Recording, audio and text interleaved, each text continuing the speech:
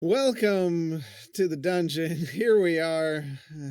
No, we didn't. I got you muted right now. They can't even hear you right now. Now they can hear you. No one wants to hear me talk about dingleberries. I tell you what happens in the quietness of the Zoom chat is terrifying sometimes. So, oh wow, what a message! Dougal must have started typing that like 5 minutes ago. Hey, wanted to pop in and say I'll be missing this session as I don't want any spoilers until I've caught back up to the current session. That's fair. Been working on all the extra shifts, even handed my notice. Oh, for the last shift, funnily the other day. Felt sort of good. Wait, that means good. She's going to Japan.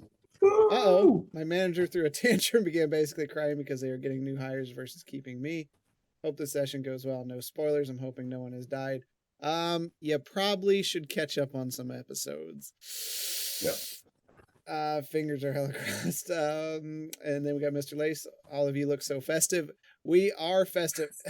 Man, B&B, I actually did want to do a giveaway tonight, but like I completely slipped my mind. Like the older I get, the harder it. We'll do one. We'll try to do one of those like the first episode. This is episode 50. 50. Oh shit! 50 right on the mark. 50. No, don't do it. I'll fight. I just hope, Dougal, I just hope you're not attached to Marsland. Anyways. Wait, what? Who is attached to Marsland? So, I mean, really. So in January, rude. Team, we'll need to come up. We'll come up with something that we can do a giveaway on. We'll do a giveaway as our first episode in the new year, and that'll be on New Year's Day. We will not be. We may do a Wednesday stream next week because I mean, who cares? But we're not doing a D&D stream on Christmas. We're not doing any stream on Christmas, so there is that. Blue ball sector. Wow.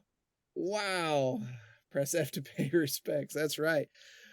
Glad to have everyone here tonight. Obviously, this is our Christmas one, so some of us are festive. Others of us worked all day and didn't want to, so that's fine. I did not work today, so I am fine. We're glad to have everyone, so we're gonna get into it. You know, there's still time left, and I'm gonna pop this up here. If you want that new Gwenton merch, it is there. It is available on the merch store. If one of you guys can do the exclamation point merch, I think that should load up there. Get a t-shirt for your loved ones. There we go. That works. Thank you. Wombat Warriors on a 10 stream streak. Okay. I don't know, it popped up. Only 10? I think it's been more than 10. I don't know how. I think because I missed like a Wednesday stream once in a while. Oh. It resets. Also, while you're there, Dougal, there's nothing going on. This is banter. They're trolling. And don't forget to pick up your Beer Quest shirt. You can support 3 different content creators, Half-Ass Beer Review, B&B, and this one, 7D. With some great artwork on that shirt and some 7 dungeons on the. I need to get mine. I have not purchased mine yet, so I need to get mine. Same. I was waiting for a possible new Christmas t-shirt before I bought anything. So, do you know what this also is the anniversary of?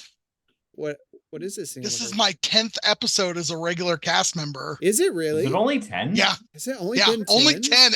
I had 2 guest star episodes, and then you guys made me a cast member. Okay. So it's my 12th episode overall, but it's my 10th as a member of the cast. Way more than 10. Awesome. Yeah. Right. A lot's been going on, right? So right. Yeah, I'm still glad to have you. For but sure. Yes, I haven't had time to sit down and draw anything. No, you're good. I can't have that happen, but we will get you on there.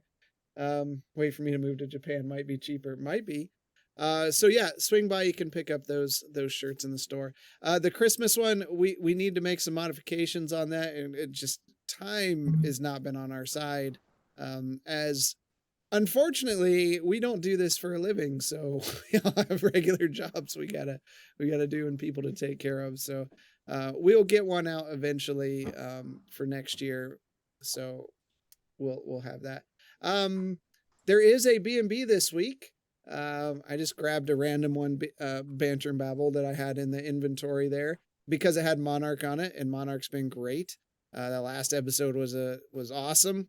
They're going to be doing kind of a year in review and some favorite this and that, so you don't want to miss that. The last B&B of the year, I believe. I'll get corrected if not. Pretty sure that's true. So that is Wednesday at 9:00, and you can join us for some gaming of some sort, and then we will slide right into. Yep, it is the last one of the year. Last one of the year. What Is that in a the world? duck? I was coughing. I was Sounded like coughing a like duck. this. Oh, I thought it was a duck. I'm like, who brought a duck? No, I was trying to cover my mouth when I was coughing. There's your clip, Marsland, for Instagram. Yeah. Quack quack. And then, as always, Half-Ass, I just grabbed one of him as well. He hasn't been able to put some stuff out because this is a really busy time of year for him. So thank your delivery people and all that stuff. This is a rough time of year for those folks, but check out Half-Ass Beer Review as well, as he's surviving the holidays. So Monarch has been good. Monarch has been great. Wait, New Year's Eve is on a Sunday or Monday. New Year's Eve is on a Sunday. And by the time our show starts on Monday, you should be recovered from Sunday night. Should be. Because most of us have to work the next day. I'm gonna be traveling that day, so it'll be hit or miss. We'll see. How is it the youngest guy in the group's the one like, oh, I don't know if I'm gonna be recovered or not? Well, because he's a Already the youngest hardest. Yeah. But I mean, like, I'm gonna be so slammed New Year's Eve, but by 7:00 the next night, I'll be fine. What do Have I I'm taught really you the excited Gatorade trick yet? I mean, for? With a Gatorade and Tylenol next to your bed. right. Right. So yeah, so that's all going on. And as always, coming up, and this is gonna get hot. Midland Mall Comic-Con, March 2nd and 3rd. It will be here before you know it. So we're gonna have to start getting stuff ready for that. But you don't want to miss that. Stop by. I've already seen some exciting things. We're gonna be in a new location this year. So definitely come out and see us and Banter and Babble and Half-Ass Beer Review and all the gang while we're out. Not all this gang. We all can't make it, but most of us will be there. Half. Yes, ish. 1, 2. The good looking 3, half at 4. least. Yeah, all but 2. So, Did he say girl? what up, girl? Banter and Babble, just trolling people as always. That's fine. I thought I had something else. Hopefully, all of you got your Christmas shopping done. Just general poll here. About to start soon. Yeah, me too. Well, you know how Amazon is. 3 gifts left to buy. That's it. 3 Selling gifts. people's Yeah. products as a third party and then never send it. Yeah. Just do all my shopping through Temu and just see Oh. what chaos happens. This dude is hooked to Temu, and you can't even look at his account because he's got some questionable stuff that pops You have up, to be but- very careful when you're searching on Temu. Do not click on anything that you might be slightly curious about what in the Doing world it my is. nightly hello before Oof. diving into Call of Duty. Well, enjoy Call of Duty, the duty. Mhm. Get your duty on. Finished my Christmas gifts beginning of November. Man, y'all are on top of this. So there, I signed in. Shout out to Cup of Coffees Now. Cup of Coffees Known. Thanks for the follow.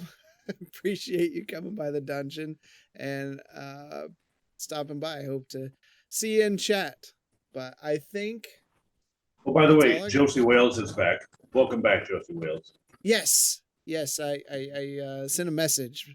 Make sure Yeah, so you we're- get to see how We're all this actually works. streaming D&D today, and Yes. everything's great. Yes.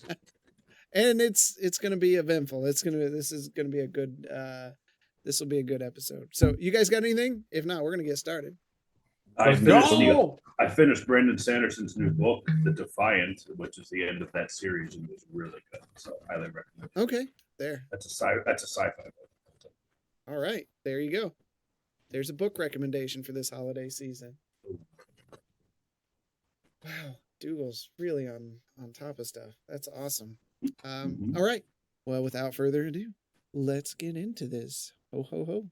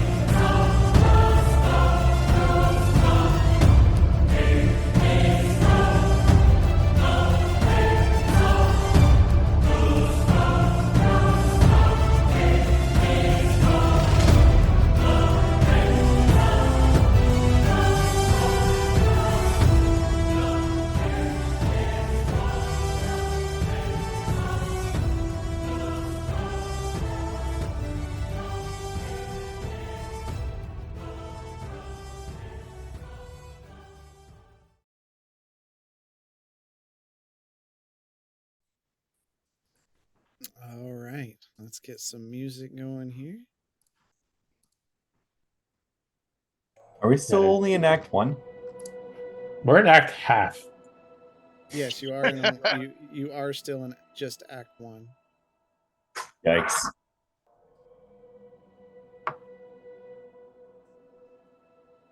All right. Last week, the party investigated the upper levels of Tanis Simprum, finding a few items from the former leader there.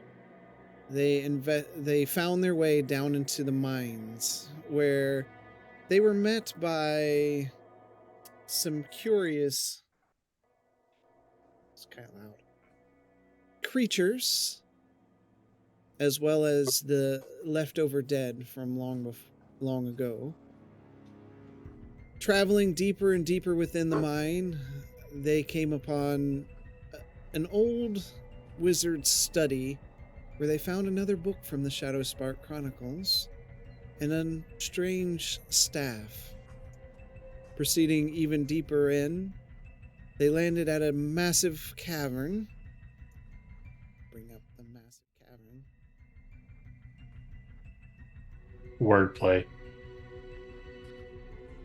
Where they looked around for a while and decided to It's a have a very rest. provocative map you have there. That's, I know you've been talking to Jeremy. I didn't talk to Jeremy. It just looks like ovaries. The whole map doesn't look like ovaries.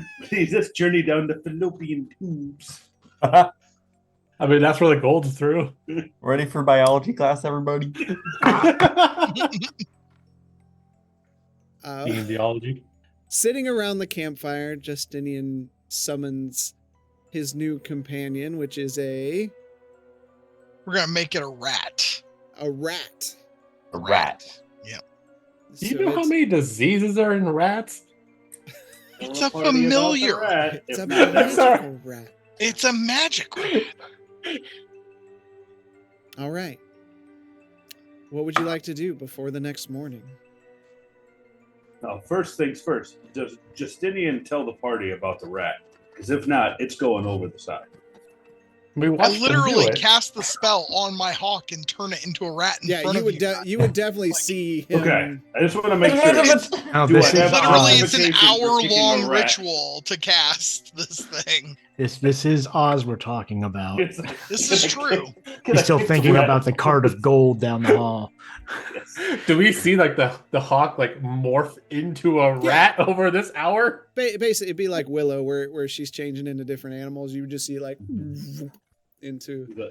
Justinian, you idiot. Great, now my rat sounds like freaking Marslin.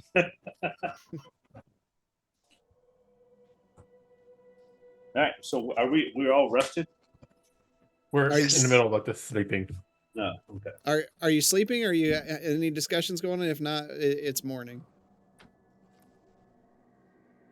Okay. I think morning. it'd be good for it to be morning. Yeah. Okay. All right. it's morning. Bishop Oz, you would be up first. Yep. So I'll wake up, just the same old thing. I'll wake up Bishop. It's his turn to watch, and then and then rest. Okay. You guys, you don't see anything. Yeah. It's a dark, empty cavern. So, all right. Well, which way shall we go? Shall we go that way to the uninteresting side of this cavern with a lever going down, or shall we go to the other side, and I'll point at the side with the gold, with a giant minecart full of gold? Where shall we go? I'd like to go check out the way with the gold first. Also, a third option, as I point directly in front of us. Since we spent all, it's been quite a bit of time moving this.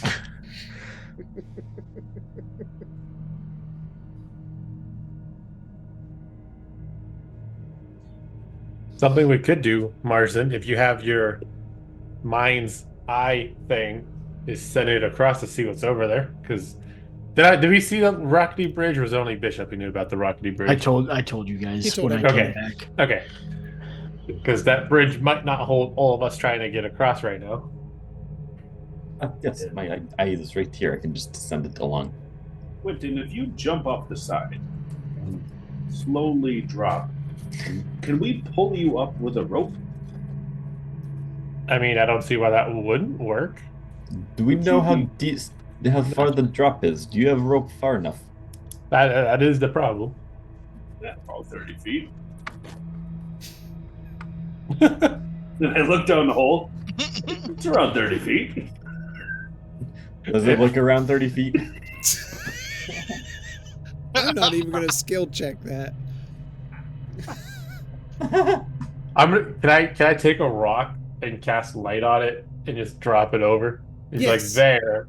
You absolutely can. So, D100, right? Because that's a verbal. That is a verbal. Yep. 89. You're good. Okay, so I'll cast light on the biggest rock I can that is the size I can cast it on, and drop it over. That's not gold, is it? As he says that, you just lightly toss it over, and you see it. You can see the side walls of the cavern glittering back at you as there's gems embedded in the stone here, and veins of gold as it goes down and down until the light ceases to be seen from where you're at. Quentin, I don't have that much rope. We don't hear it hit something? No. It's still falling to this day. Well, I suggest we don't send you've got Quentin over. Featherfall, right? I think we should abstain from taking those precarious pulleys all the way down that shaft. Well, if those pulleys are dwarven made like they should be considered where they are, and they're in good operational.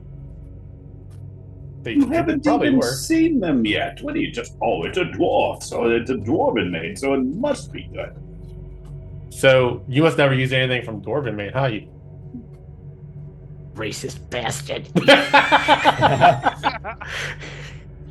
Skeptical, because that's a long ways down. Much longer. DM, while they're going through this, I would like to cast my daily mage armor on myself. That is only we had a being that could fly. Go ahead and roll up your D100 too with that. Yep, there it is, 38. Justinian, if we throw your rat over the side, will it be able to report to us what has happened to it? It depends on how much health it has when it reaches the bottom. I mean, does your familiar have a soul? That's really what I'm concerned about right now. Because if it doesn't, then I'm okay with it. But if it does, then I'd rather not throw it. Did Marsland ever answer my question? Do you have Featherfall? I do.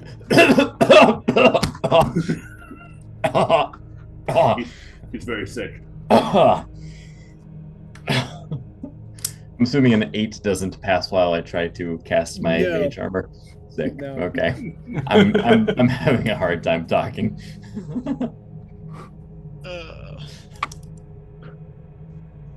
I don't have featherfall right now, no. Oh, okay.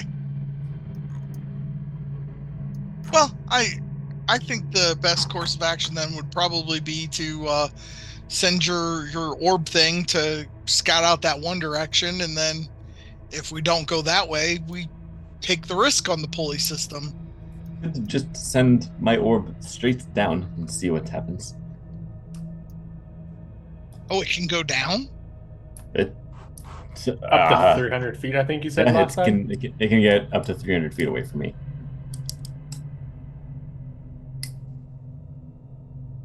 I don't think it specified an elevation limitation, but let me check. No, as long as it's 300 feet away from you. Yep. Okay. Yeah, I'm gonna send my orb over the edge. Okay. Like over the edge to this other. Down over the edge, like Oz is talking about, or across the platform? Sorry, we've talked about two things. Right. Where would you like me to send my orb? Across the platform first, if you don't mind. Very well, Quentin. And just this dim glow will start to move over the bridge. Okay. It moves across the chasm and until it's over the rock that's on the other side. You can see that there is a cavern there that kind of has a faint glow, but continues onward. Okay. Can I assess the? Does the bridge look like it could withstand a party going over it? From what I can see. That would be your assessment. Okay. I do not trust the structural integrity How much of time are you plywood. spending, like, going around the bridge, looking at the bridge? You're taking your eye. I mean, are you going underneath it and looking at things?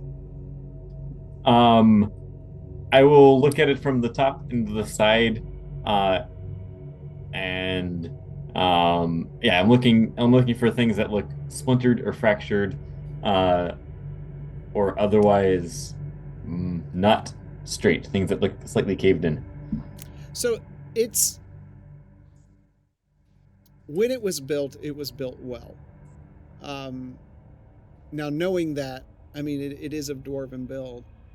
It has also been here an extremely large amount of time. Visible. I mean, it's holding together. It doesn't look like it wasn't just randomly assembled. And as I go over with my dark vision, can I see any other way of getting to the other side? Nope. Bridge looks good.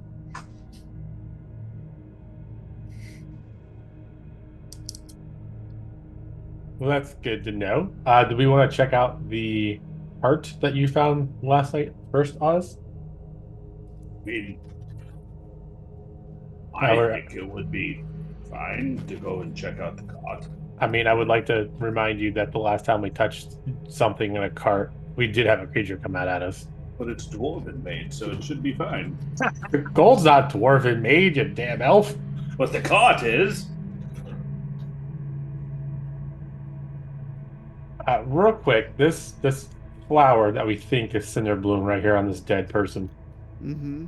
Is it like petrified, or is it just like No. wilted? Just wilted dry. If you touch it, it's just gonna crumble. Damn. Okay. Okay. Well, Oz, lead the way. Over here. And I think to keep Bishop calm, we should not take the bridge as well. At least not right now. No bridge. You cannot take actions during this time. I'm sorry, I do not have the ability to take any actions right now. I'm feeling very tired. Okay. So are Right. you all going over there? Yes. Might as well. Quentin, I'm guessing you have your sphere or your mace of light going. Still? Yeah, light burn. Yep.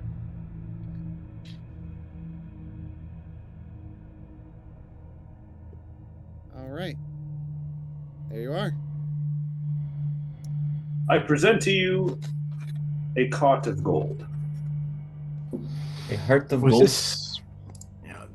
Did both sides have the platforms that went down? Yes. Both sides do have platforms. Yep. Okay, I want to look at the platform and see how stable it is. Give me an investigation.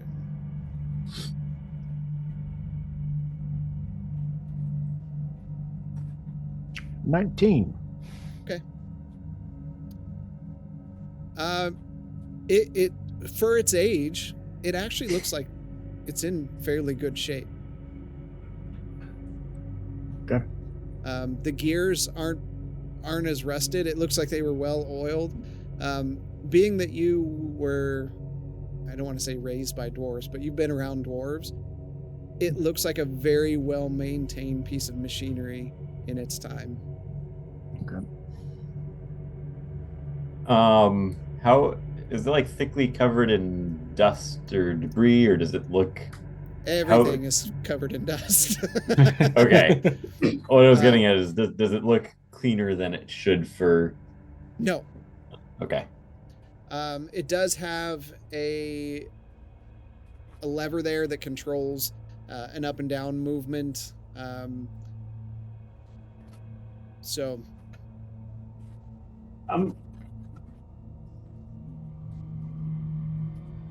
Do I have a rope? I really do have a rope, right? Yeah. Should. Okay. Yeah, that's what I thought. It was adventure stuff. I have a rope. Okay. Quentin. Bishop. Hold on to this rope. May What for? I ask why? Because I'm going to step onto that platform. Wouldn't it make more sense for me to step on it? I thought I already did. Oh, did he? I didn't I know mean, you I was- stepped on it. You were investigating. I was it. doing investigating it to see if it would hold. Wink, wink, wink, wink. Okay, He so says- if you did step on it then, and it did hold your okay. weight. Okay. Oh. It creaked when you stepped on it. Well, Bishop, if it can hold you, then it can hold all of us. But I still question how well it will be able to work. And if we're going to be able to return.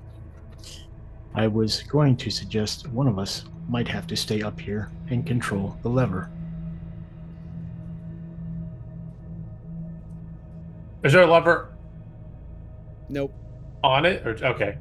I'm gonna send my mind over the edge, plunging down 300 feet, or if it is shorter than 300 feet, till I hit the bottom and assess what is underneath this platform, and like, are there guide ropes or whatnot dangling from it, additional Okay. platforms.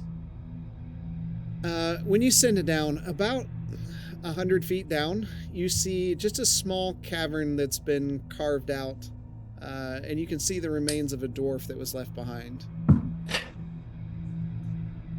Depression. Is that it?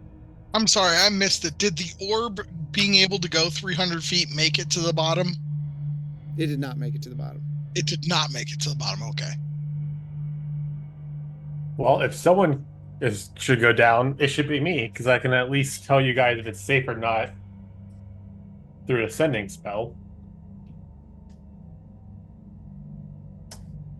I think. Is it relatively quiet down here? Yeah. Oh yeah. I'd Outside of imagine your you own could voices. probably shout loud enough to carry 100 feet in this Well- cavern. You can cast the sending spell, and then I rip off another fingernail and I pass it to you, Quentin, and I'm like, I can also do the sending spell once if you take this. I can talk to you. Why many did it have of to those be your can you- fingernail? Would you prefer a tooth? I can pull one of those out, or a nose hair, whatever you prefer. You know what? I'm sure glad that I just deal with this halberd here, and I don't have to worry about anything else because that sounds horrible. How But- many of those can you have at any one time? Only one per day. But they persist past the day? No, they disintegrate overnight. And I reach in my pocket. It's Where not did there. Wait. Fascinating. Hold on a second. Did I miss something? Are you handing people fingernails so you can talk to them? Yes, I'm handing this to Quentin because I agree with him that somebody should stay up here in case something goes wrong. And I would think that Marsland and I should stay while you, Quentin, and Bishop go down. And so now, no matter who goes first with what they see, we can communicate back and forth as a group. And we can validate if there's a lever at the bottom to come back up. Right. It's not a bad idea. I can also just see you guys with my orb and hear what you say. Well, I think I how can hear what far- they say. I think the orb can do that. Yes, Yeah, I. pretty sure it hears. Cheers. Pretty sure it I'll- hears. I'll take one of Justinian's fingernails and I'll go down. They're a very strange paladin. I'll go down with Oz. Okay. So, Split the party. Split the Bishop, party. are you staying with us up here, or are you going down with them? I'm going down with Quentin. Okay. okay. Leave the paladin to guard the mage. He's got this. All right. Pull the lever, Marsland. Yeah, you're all loaded onto. I do. There are the people with the most weight. Yeah. Going down. Oz, you step on, and it swings back and forth slightly, and then Gwenton gets on, and it just kind of like rocks a bit. But then when Bishop gets on, it's just like the wood is straining, and it just, you can feel it's definitely putting some pressure on the mechanism. Maybe one of us should stand back. You want to go down? I want to go down courtesy Is- of this platform. Obvious they brought minerals back up on this platform. I think it would be fine. All right, fair enough. Pull the lever. May the gods be with you. Ah, And I pull the lever. he's a religious man now. You hear that, Quentin? I've converted another one.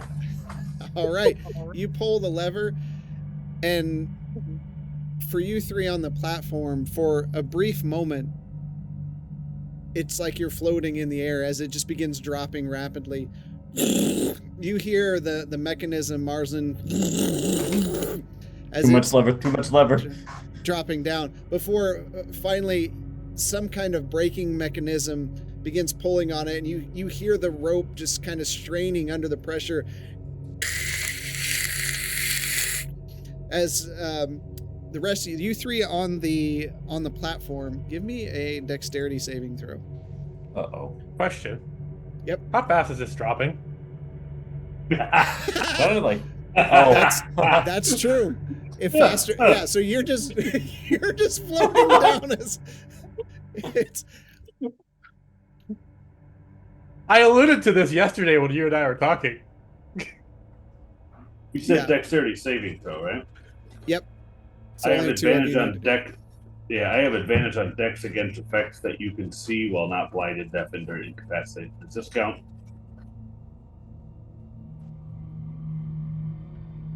No, because this isn't dodging out of the way of something. All right. This Flat is keeping roll. keeping your footing. There we go. 14. What was your 17, Bishop? Yep. Okay. All right.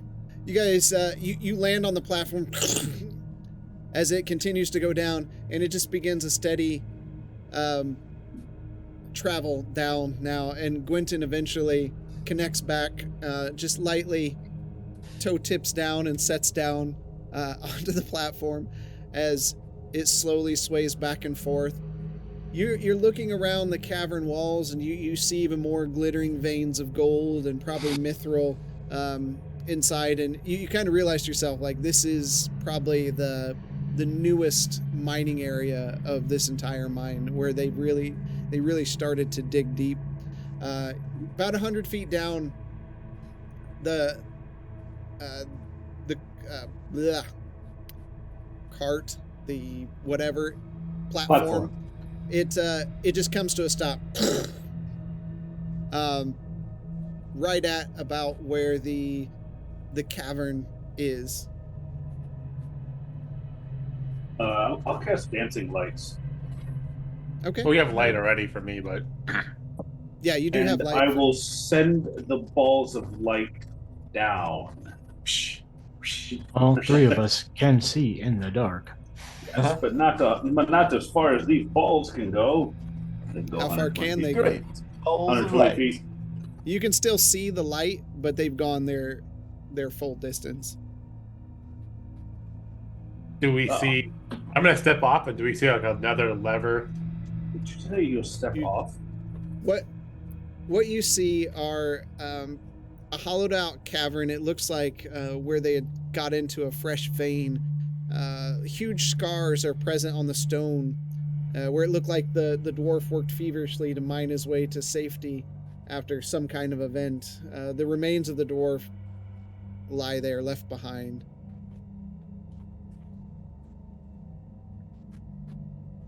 So there's a no on the switch or lever. That is correct. Okay. My mind is going to be following them as far as I Okay. can. We can. It's- Can we see his mind thing? Because we know that it lets off a light, faint glow, right? It's off a 10-foot glow. Yeah. It's intangible. So no, we can't see it. You would see the glow, but you wouldn't see the object. Yeah. Okay. I'm just gonna be like, well, Marsden, it doesn't look like there's a lever down here. You hear Pretty sure nothing. Yeah, I'm sure you can't talk through it. You see the light just slowly move up and down a little bit. Yes. No. Mhm. I'll say a prayer over the fallen dwarf. Well, Oz, Bishop, should we go back up? Nothing much to do here. How far? You said it goes. It goes back 100, at least 100 feet. The cavern itself probably, it's rounded out, probably goes in maybe 20, 30 feet. Oh, it's just an empty cavern then? Mhm. Yeah. I'll step off. I'm going to step off and explore it. Okay. It's Okay. a mining cavern. You can see the veins of gold and such there. Nothing of note here. Fair enough. Then I'll Also- head back to the platform. Gwynton hunches over the remains of the dwarf. Bishop, what are you doing during this? I'm still on the platform. Okay. So Oz, you just wait until Gwynton's done? Yeah. Okay. So Gwynton, after a few minutes, said the last rites to the remains of this dwarf, and gets back on the platform. You I'll, can bring us back up, Marsland.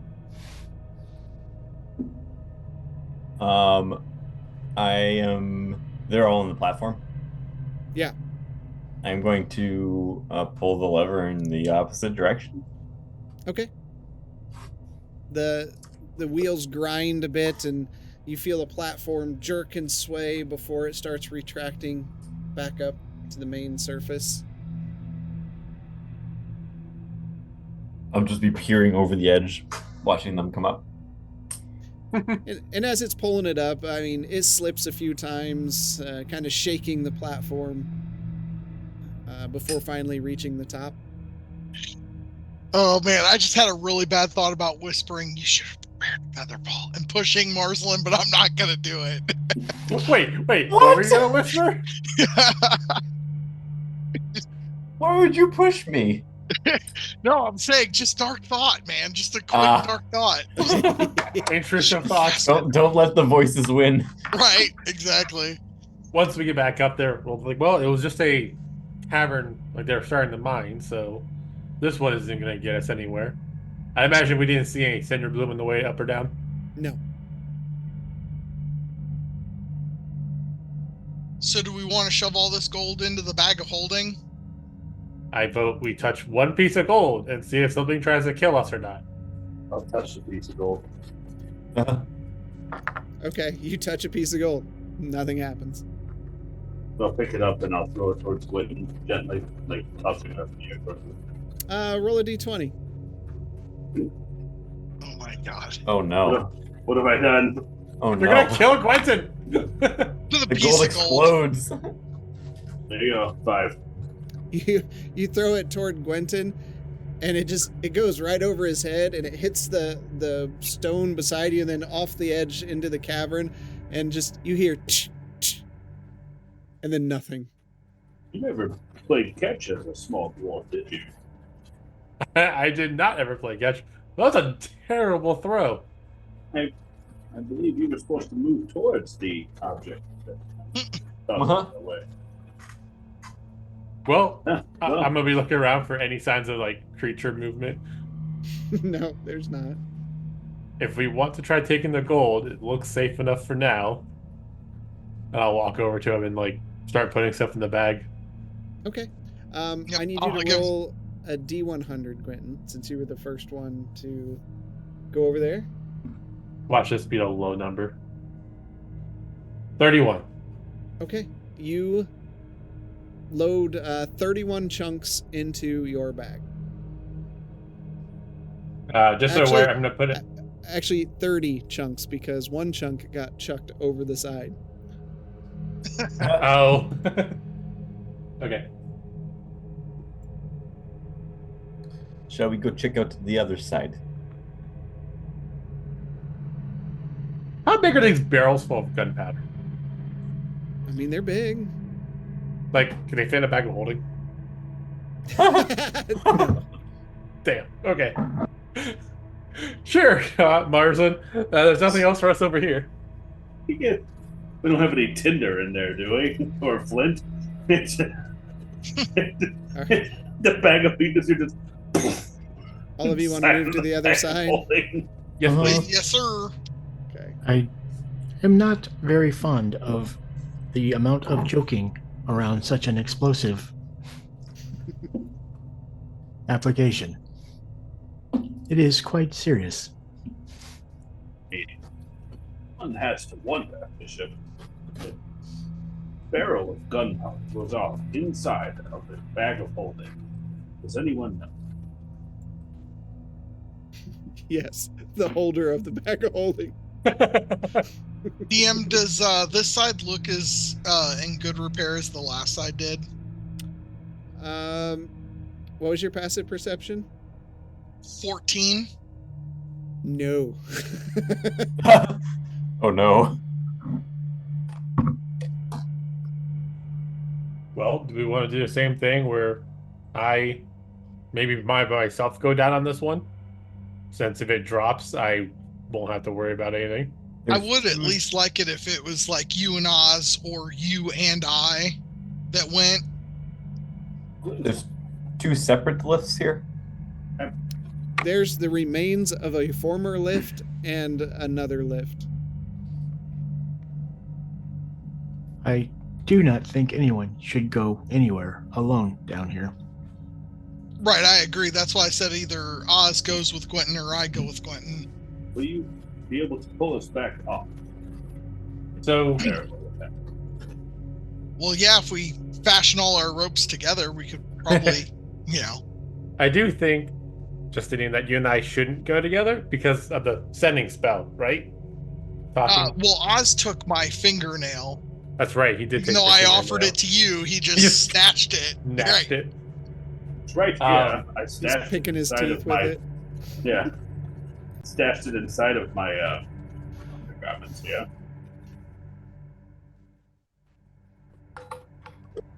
I don't know if we want Bishop to be the other person, like you and Bishop, so we test a weight it can hold.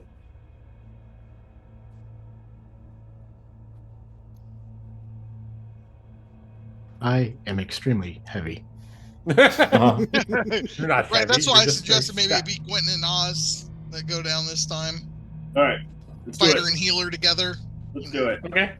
Let's We'll do go one or two with at a time. Yep. Okay. Marzin, you gonna send your orb after us too?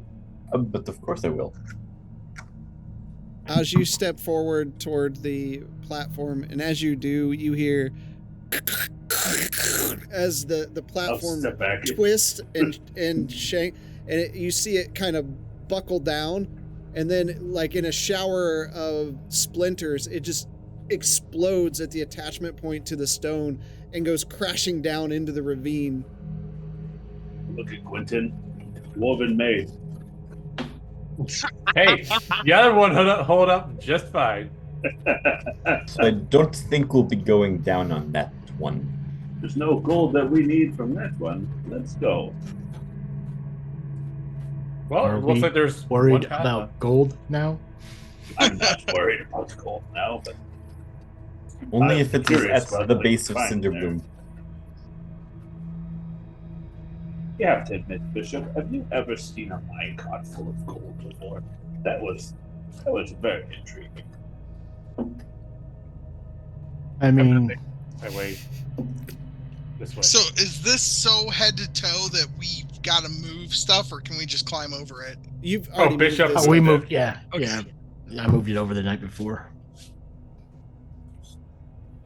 So you approached the bridge over the ravine.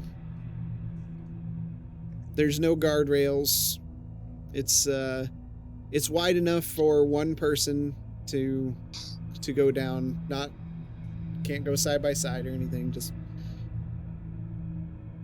Bishop, if you want to actually, if you'd want to stand on my little disc of force, I should be able to tow you along over this bridge. Okay, that might be better than me trying to walk along the rickety boards. Now, take a minute to cast my floating disc. okay. While he's doing that, how wide is this? One person.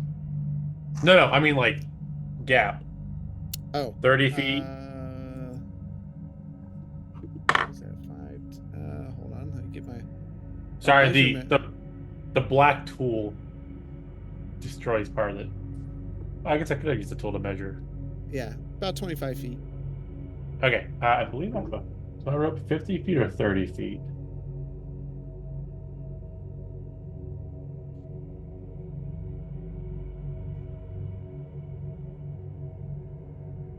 Oh, so you still have that? Wait, where's my rope at? Oh, so you still have that rope? You have a rope. I'll can I see it real quick and I'll tie it around my waist and give the other to him. He's like, I'm gonna walk across first to see how well it holds. Fair enough. I will hold on. Okay. Okay, then I'll think. Oh, you paused it. I'll walk across. Yeah, for this stuff, pausing it. Okay. Fair enough. Uh, As I'm walking, I'll like do a couple of jumps once in a while. Okay. When you do that in the middle, you feel it bow just a bit. Just Okay. And you hear like creaking and popping and slight bits of splitting with your bouncing that you're doing on there, but you do make it across. Okay. I'll holler back to be careful, especially around the middle when walking over. And then I'll untie the rope so he can get it back. Okay. Gather up the rope and put it on the next person. All right. Who's next? I will. I'll go across next. Okay. You doing anything silly, or are you just crossing? Oh, I'm being very careful as I cross. Okay. Okay. Tap dancing.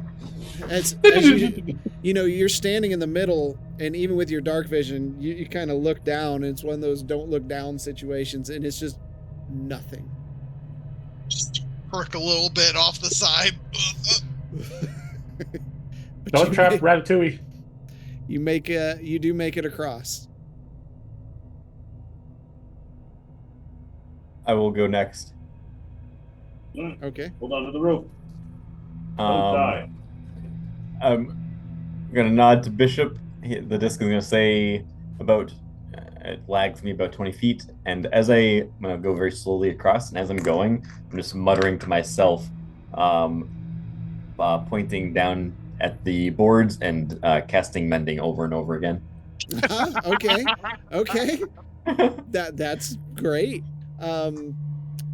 So you see Marsland, he's just slowly, almost old man shuffling across the wood as he's looking down, and he's just like, well, is that a vocal?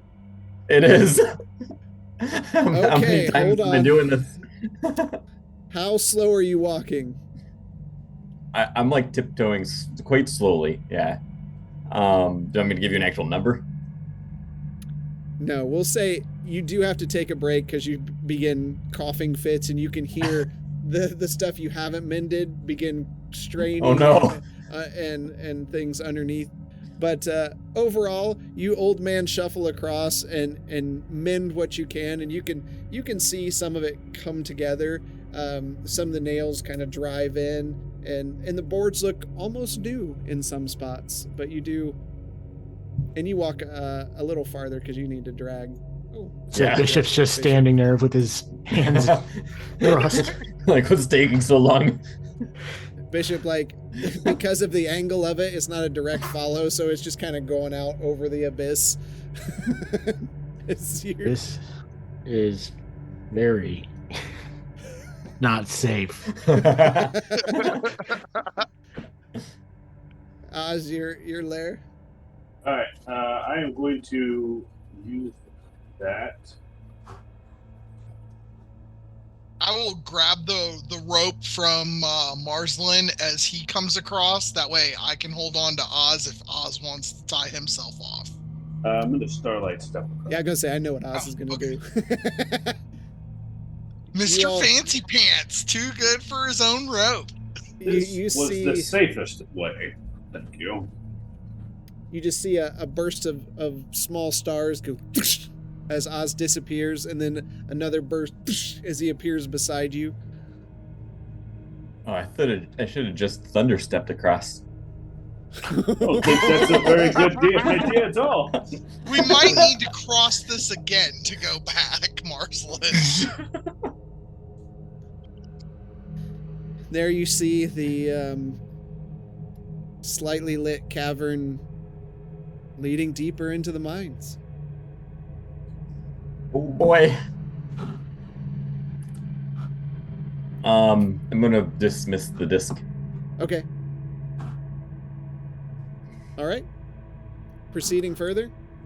Yes, Yep. sir. I start walking excitedly because I see light at the end of the tunnel, literally. Remember, I have my mind's orb. Don't let it get ahead and alert anything that might be down here. Let it set off the traps. It's incorporeal or whatever. It can't set anything off. Yeah. Okay. Don't You you can- DM me, DM. You travel down, and it goes further down and down. Eventually, it begins to open up, and you notice that the air is thick with the scent of sulfur, and an oppressive heat that emanates from being closer towards the molten core of the cavern. As you step into an expansive chamber, the magnitude of the subterranean world unfolds before you.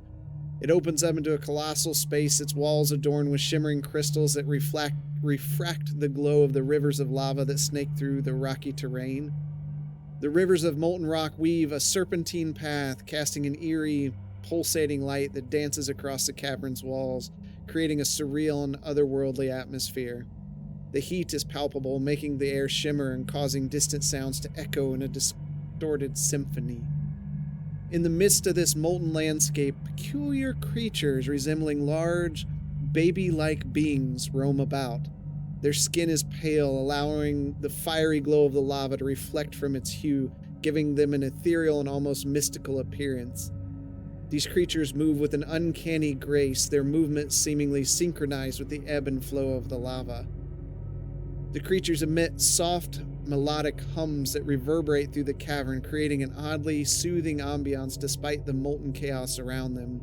Their large, expressive eyes glow with an otherworldly intelligence, and their features, though reminiscent of infants, possess an ancient and enigmatic quality. As you observe these strange beings, it becomes apparent that they are intimately connected to the elemental forces of the cavern. They seem to draw energy from the molten rivers, and their movements are in harmony with the pulsating rhythm of the subterranean realm. The creatures lumber to you, observing you closely, though not speaking. One of them slurps the last of the flower petals into a toothy, permanent grin. As you peer around, you see flowers all over the cavern. Let me show you what you actually see here. Flowers? We finally found what we needed. Is that life?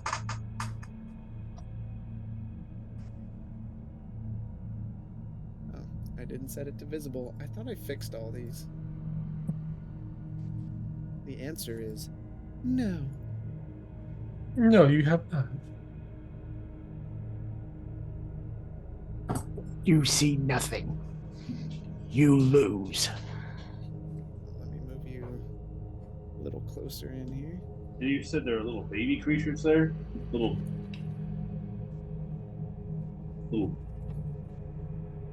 baby creatures feeding on the heat? Yeah, let me zoom in on one of these and you can see what they actually look like here.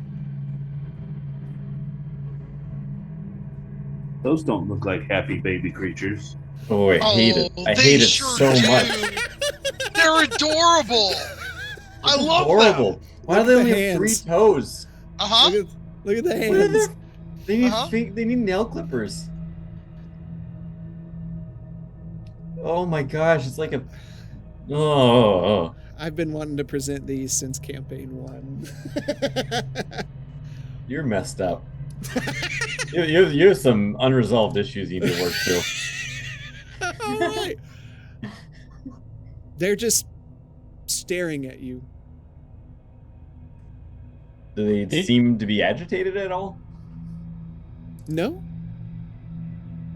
But you did say they were. Look Because we Do they haven't look gone for like the flowers yet. fey. Do they look fey in the face? Like, do they look like fey creatures? No. Nope. No? Okay.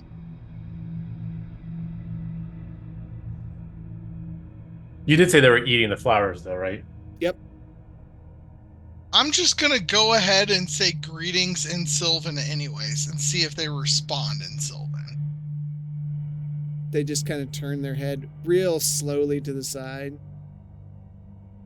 And you can see the lava, the light from the molten lava reflecting off their eyes as they just slowly turn. You can kind of, from this distance, because they're closer to you, you almost see that they have like dark gray black irises that almost like twist and shift as they look at you. Can I pull some of the hardtack kind of candy that would be in a ration out and offer it to them? Like very easy, gentle, open gesture, candy in open palms to the one closest to me. Yeah. I would suggest being careful, as none of us have seen anything like this before. So this one comes closer, and this one is closer as they just kind of slowly lumber over toward you. And you hold your hand out with this hardtack that you have from your rations, and Like I said, like whatever the sweet candy, you know what I mean, or, Yeah. or dried fruit, whatever. they take it, and you're getting a good look at these visibly sharp claws that are extending from their pudgy fingers as they kind of close around it, never breaking gaze with you. And And I'll take one piece that's like left in my hand, and I'll.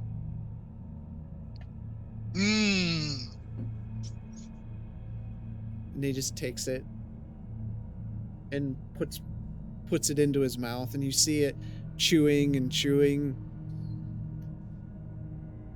And then the next one moves up and has a hand out. Pull out another piece and offer it up.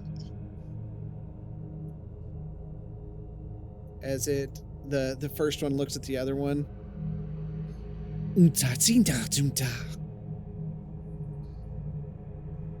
Marcelin, help me out. You're the wizard here. Okay, I'm gonna take out my book and use its ability to rapidly cast comprehend languages.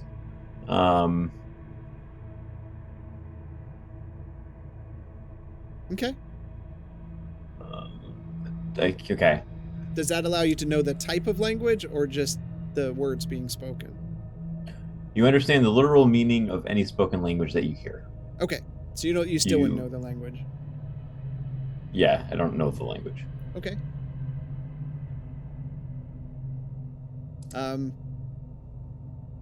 They get closer to you, and you see the two near you, Marslin. Their hands reach out, and in their tongue, more sweets, more. Their hands are pushing into you. Justinian, it appears they really like your treats. They want more. Oh, okay, and I'll just pull out more, like I said, whatever it is, whether it's like sugar candies, hard sugar candies, or fruit leather. I will pass some to all four that I have not given any to yet. I would say you have enough for maybe one more. I'll pull some out of my rationing. Okay. This one pushes right past Justinian. Out of my way! As you reach in and pull these out, and I mean, Gwynton, their hands are like the size of your face, and they're just kind of taking. That pudgy. Yeah, and they're taking the back of their hand and they're just shoving it into you, and then flipping their hand around as.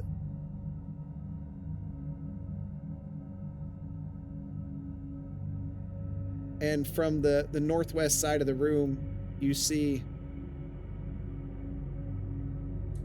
a few more. Oh, God.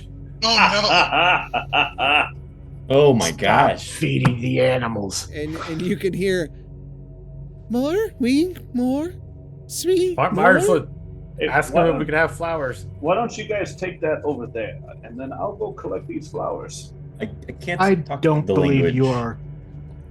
Quentin. I can only understand it. Okay, Oh, sorry. as this Yeah, why don't- occurs, hold Yeah, on. why don't... Oh, yeah. At the far side of the room, in a burst of searing flames and billowing smoke, a red-skinned creature materializes before Oh, you, no. towering at nearly 8 feet tall. Let me materialize that creature. Oh, no. Why? This is bad. Ugh. Okay. Might as well More. just jump He in the comes lava over. now. More.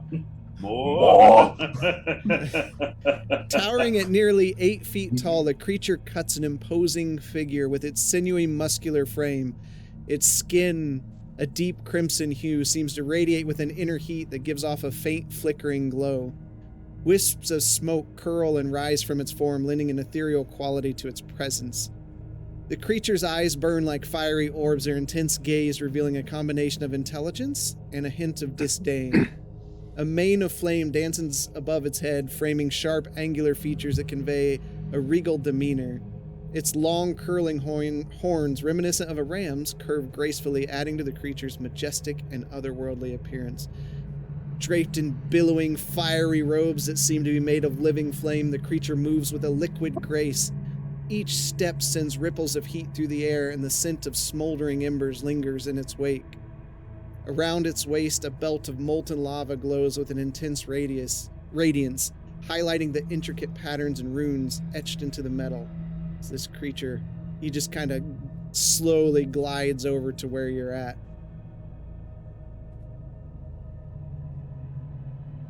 Would we even let him get that close to us? I mean, That's your choice. Has he I'll made hand out any a- signs to attack us? Yeah, I'll Is come he up coming- to it and then hold out a sweet. Is he coming aggressively? All he did was move forward toward you. So you Okay. tell Yeah. me what you're doing. But in what was his body language? Is he like charging at us, or is he walking and sauntering over? Or...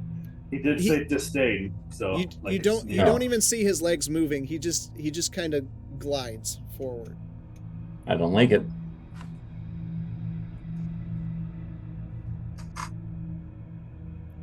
I don't either, but I'm not going to be the first one to cast the spell at this guy. You know what I mean? Like, I'll follow the party's lead, but I won't be the first one to start a combat.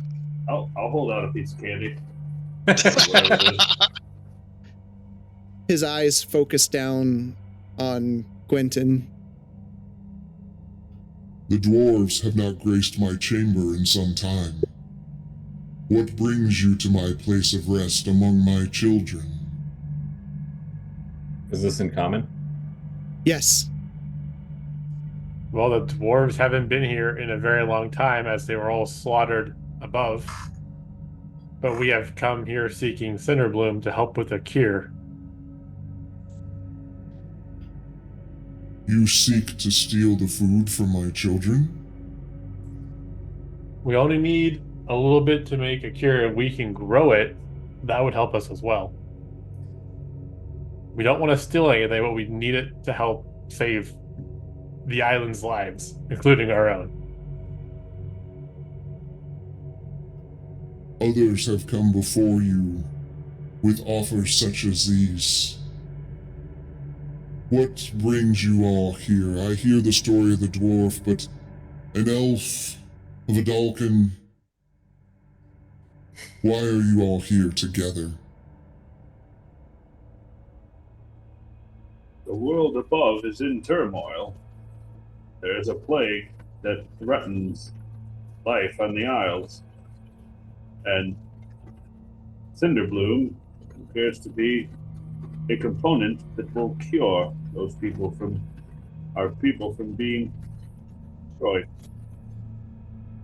I seek to bring back a balance to nature that hasn't been seen since the days of Ferondis. And I believe that this cure will help lead me on that quest.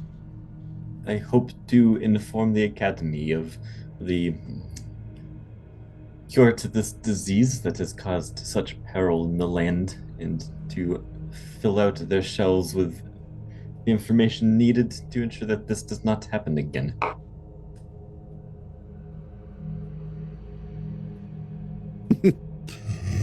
The sounds of noble deeds getting mixed with your own selfish desires. You He call holds up- wanting to live being selfish, then Us. He holds up a hand, and the children who've been like nudging you for more just begin backing away.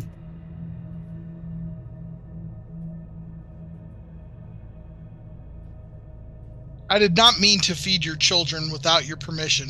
I didn't even realize they were children.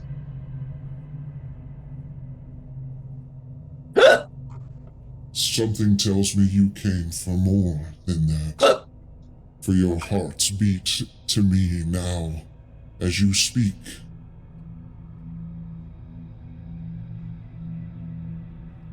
I possess many things that mortals find of value to their nature.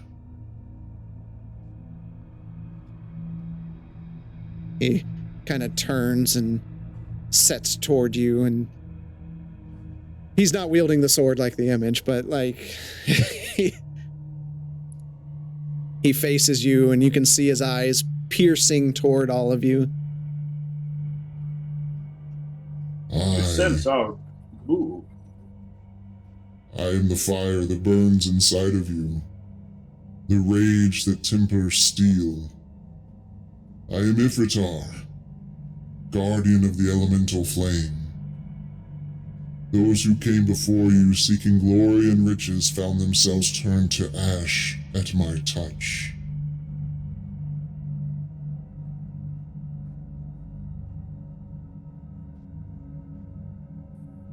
You seek the flower that feeds my children, that I imbue to grow here. Yet I think you seek more. Am I wrong? To be honest, we didn't even know you were down here. We pretty much do just want the flower. Just the flower, really. He holds his hand up, and you see a tear rip into the air beside him. He reaches inside. I have many things. I have this. You see him holding up this dark purple mauve crown built from stone. It has 10 points on the top, like stalks set with gemstones resembling the eye stalks of a beholder. And he moves it to the side, and it floats there in the air. He reaches in again, and he pulls out a carpet that's been rolled up, and he sets it in the air. As he pulls out a cloak, sets it in front of him. It's dark and looks like it has ingrained webbing inside of it. And then he reaches in, and you see him pull a small deck of cards and sets that in front of him. They all float in front of him.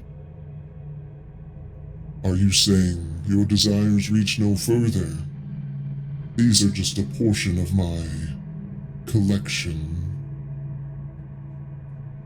As I stated before, we did not even know you were down here. We came for the flowers. Your collection is your own. The only other thing that I could think of that you might have is a piece to this sword, and I pull the hilt out and I hold it out in front of him, and I go, but it's not for me, it's to reforge for Ferondis' champion. Ah, the birchwood blade, broken, and you seek to reforge it. But at what cost?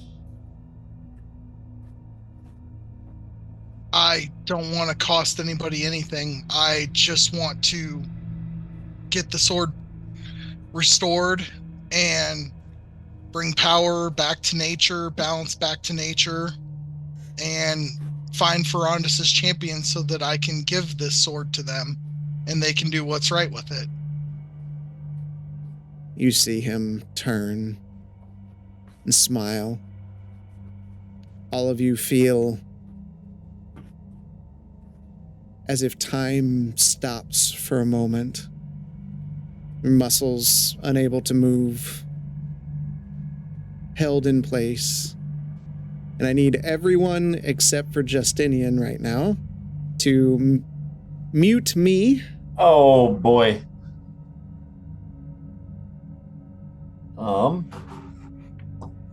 Give me a thumbs up when you've done that.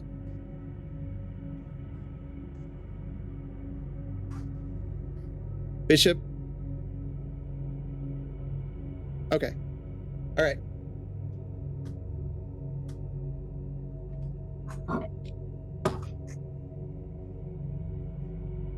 Your nature is unnatural.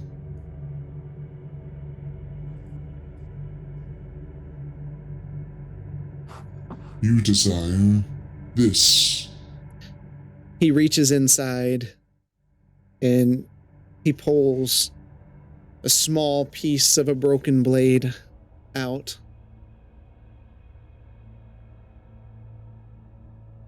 Why stop here, child?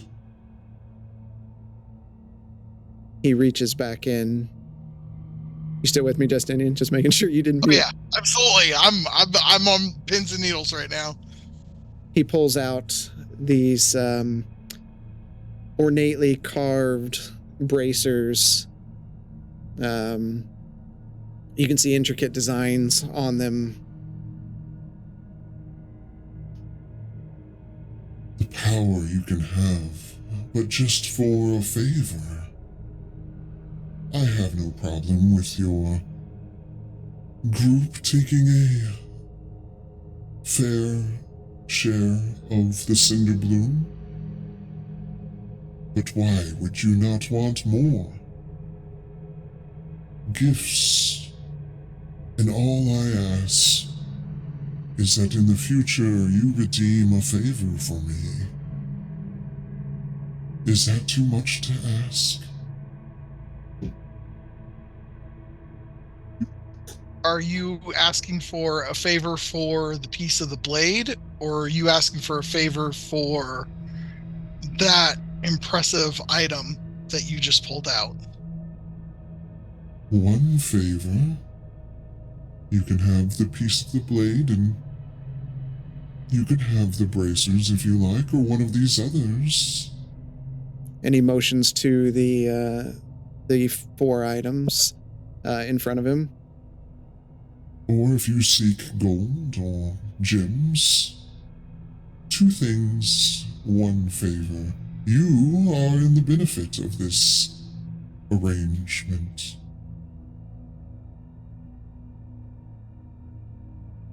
Well, I can't say no to you, but all I want is the blade. I don't want anything else. I gave someone my word that I would reforge the blade, and I intend to honor that even if it costs me personally. But I don't need anything else. The deal is the same. It's your choice. A favor for an item. In your case, why not take 2? Because I'm not in this for personal gain. You see the piece of the blade that he has fade from existence as you feel your pack get slightly heavier as the blade appears in the pack, and your muscles turn and seize, and everything goes quiet. So go ahead and mute, and I will summon the next. Okay, so you need me to mute then? Yes, please. Okay. Yes, Okay. I'm here. His eyes turn toward you. Surely, the dwarf that you are, you desire more than a Cinder Bloom. I have things. You are free to have the Cinder Bloom, a necessary amount. But why not take more? He looks at you, and as he does, you see him reach into this portion, this magical area, and he pulls out a scepter with this intricately carved, ornate head. You can see lightning arcing down it. And he reaches in again and pulls out a tiny cauldron. You can see scenes of heroes emblazoned on the side. These things protect your friends. These or these others in front of me. You could have them, all but just for a favor in the future. Not even now. What say you, dwarf? Do we have his name? Ifritar. Ivatar, right now, the only thing I need to save my friends plus others' lives are the Cinder Bloom. You're making a great offer, for sure. Those things, they help protect everyone in the future. I would love them. But right now, all I need is the Cinder Bloom. You can have both. Take them both with you.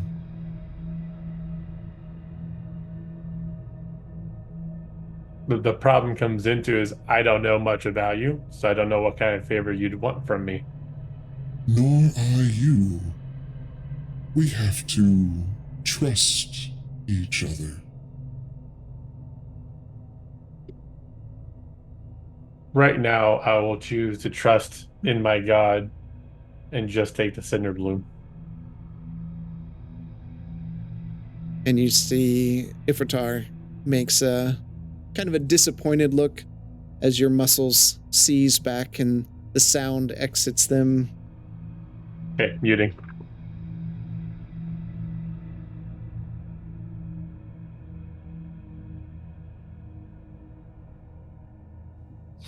Okay. You see his eyes turn toward you, and with that you can hear again. He reaches inside, and you see he pulls out these two books kind of stacked together, as well as an intricately carved staff. I sense your nature, machined one, but there's so much more to you.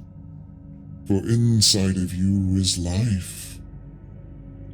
A wellspring of life, no different from the others here. But a deal could be made. I could make you stronger, better, able to protect those you could not protect in your past. All but for a favor.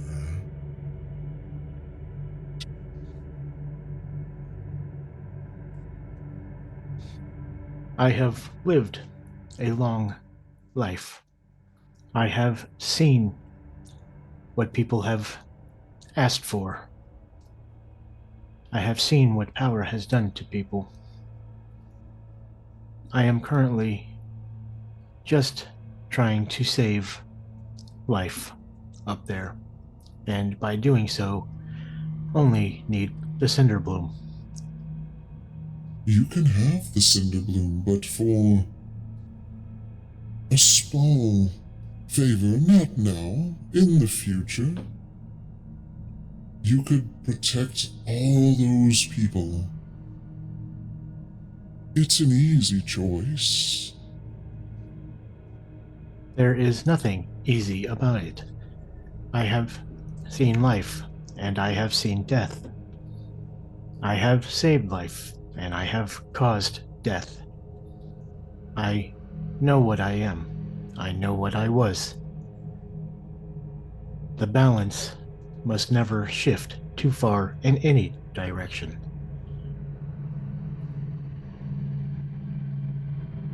Well, I am disappointed, but I understand. I am sorry that you are disappointed. One such as you, I would naturally assume, gets what they want.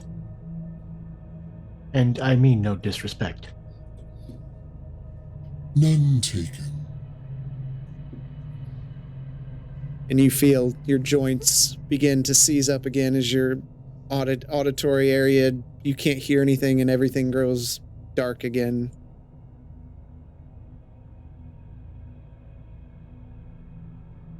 As you mute.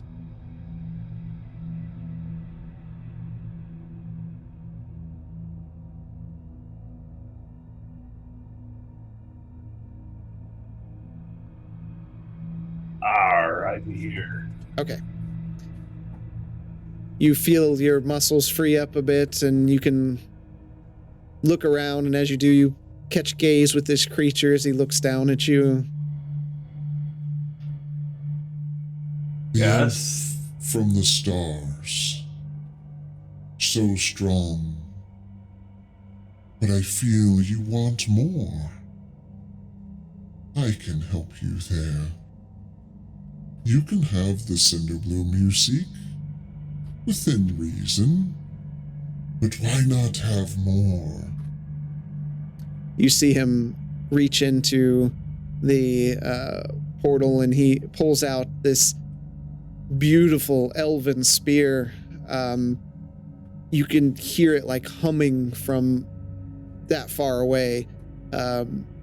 This is one of the nicest things you've ever seen, spear-wise. And he sets it in front of him, and then he pulls out a small dark blade carved with skulls. You could have 1, 2 of these, any of these items. And he waves a hand in front of the 4 initial items that still float in front of him. Or gold, or gems. All but for a favor in the future. Favor? What say you? Just What a favor. favor? What is the favor? It's just to fulfill a need I might have in the future. I don't get out much, and having someone on the outside helps me. It wouldn't need to be fulfilled now. It could be much, much later, into your elder years. Yes, but what is it that you would require from me? There are certain things that I would not be disposed to perform. I don't even know you. Maybe you want me to go kill small children. That's not something that I would be very apt to do, and I would hate to go back on my promise. We must trust each other. I would not ask for such a dark deed.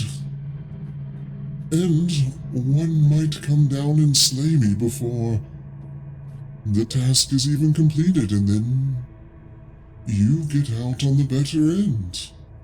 Well, I would fear the being that came down here and slew you. You are quite the imposing being. So what say you, elf? A spear to protect your friends?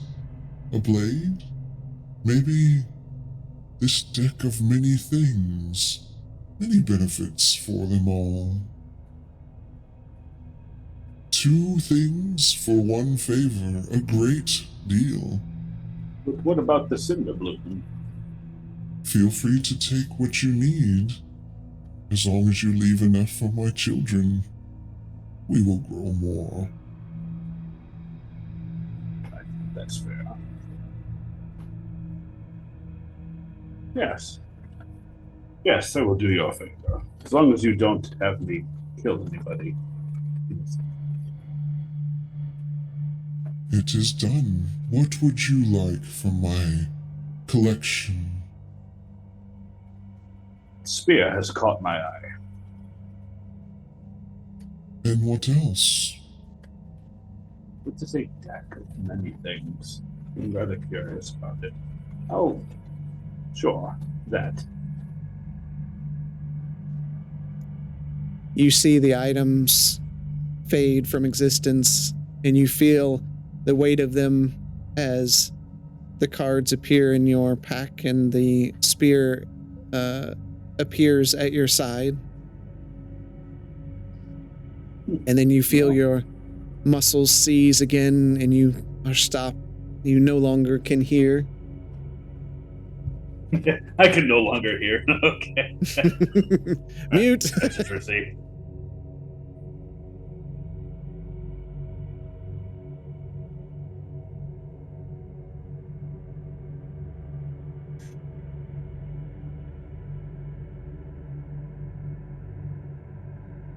Yes. Your muscles are freed, and again you hear the bubbling of the magma as the creature turns its gaze toward you. The Vidalcan, far from home. You've come for my Cinderbloom. I can find ways to part with that. That's not a problem. But I feel like you might desire more. He reaches into the rift and he pulls out around a 6-inch crystal ball and sets it afloat in front of him along with the 3 other items that are floating out in front of him. And then he reaches in again and pulls out these intricately carved bracers. I can offer you one of these, 2 of these. I say 2 for all but one favor in the future. What say you, Vidalcan? Why do you initially come to us saying that you question our desires and why should we get the Cinderbloom, and now you are offering gifts? I don't get the opportunity to leave this area often. All I need from just once is a favor, and in payment for that, I share my collection with you. What is the favor that you are asking? Right now, I don't even have one. It could be next week, it could be next year, or 10 years from now. And what is the scale of the favor that you might ask? At this point, I don't even know. Sometimes you have to learn to trust each other. And allow new friendships to be built. I do believe trust is something that is meant to be earned, and us Vidalcan, we don't. Well, we are not known for giving it out on first meeting somebody. We're often accused of being cold and heartless, but it just takes us time to warm up to people. I don't know that I've seen enough of you yet to say that I have that trust. It is your choice. The Cinderbloom can be yours all the same. But think of what knowledge and power these things could bring you to help May your I ask? friends. May I ask, did you make a similar offer to my friends? They've all had discussions. And would you reveal the outcome of these discussions? How could I do that and keep their trust? Yours would be equally a secret. Very good.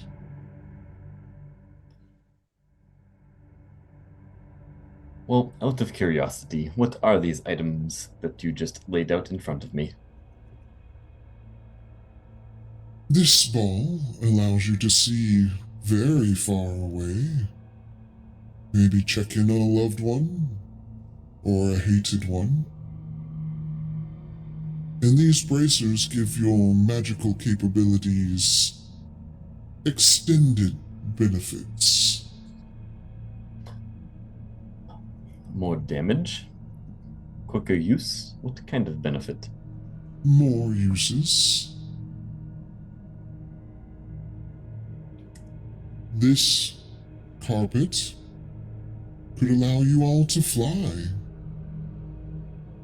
This crown reeked with power. You may have 2, all but for one favor. This is very tempting, but given that you can't reveal to me even the degree of effort this favor might take to complete, and also that I have just met you. I don't think I can accept these gifts. There is more to one's honor than accepting, albeit very nice, but accepting gifts, especially at the bottom of a cave. I'm assuming this is a one-time offer. It is. No, I think I will have to pass this time. It truly is just the cinder bloom that I am after. So be it. Let me get everybody back in.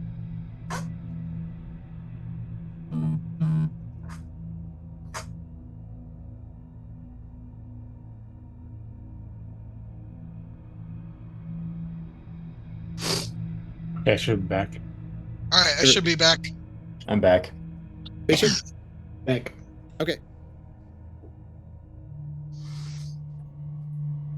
So it is done. Take what you need of the cinder bloom, but do not starve my children. Is that clear?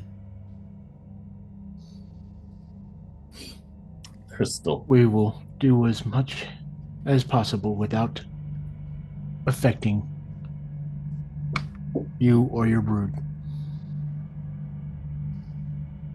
He nods at all of you.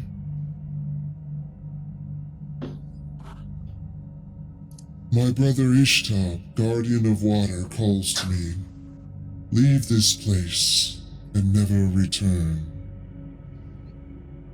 And with that, he takes a few steps away. And you see he fades into just a cloud of black smoke and embers.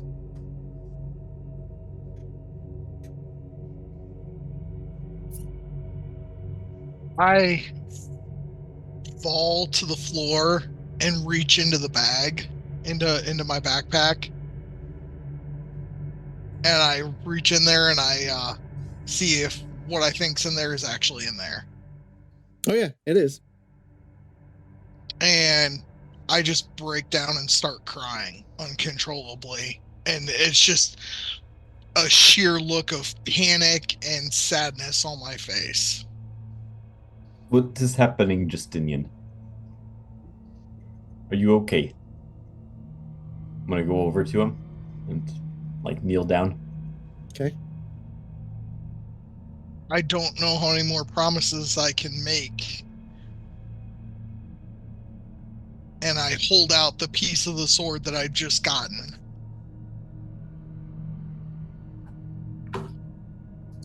Did you... What was the guy's name? Ivitar?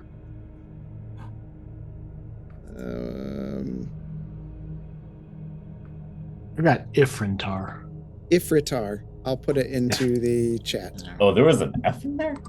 Yes. Yep, I kept thinking it was Ifrit, but Ifrit's a fire spirit. Yeah. Biddle Oh, got Bill it. got it right. Yeah. I was very close to a Final Fantasy thing, so yeah.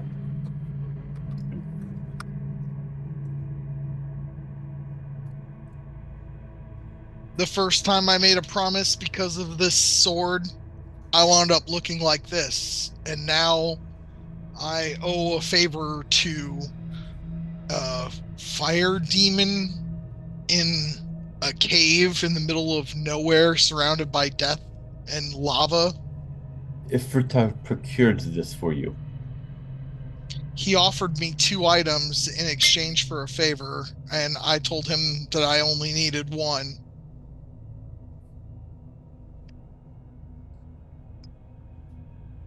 I Let's did not take that choice. Nor did I. I was worried of the strings that might be attached. I just didn't feel like I had a choice. I gave my word to someone that I failed to protect in life. I said that I would protect the sword and to find the pieces of it with his dying breath. I gave him my word, and now so far away from home, and I found another piece, but the cost.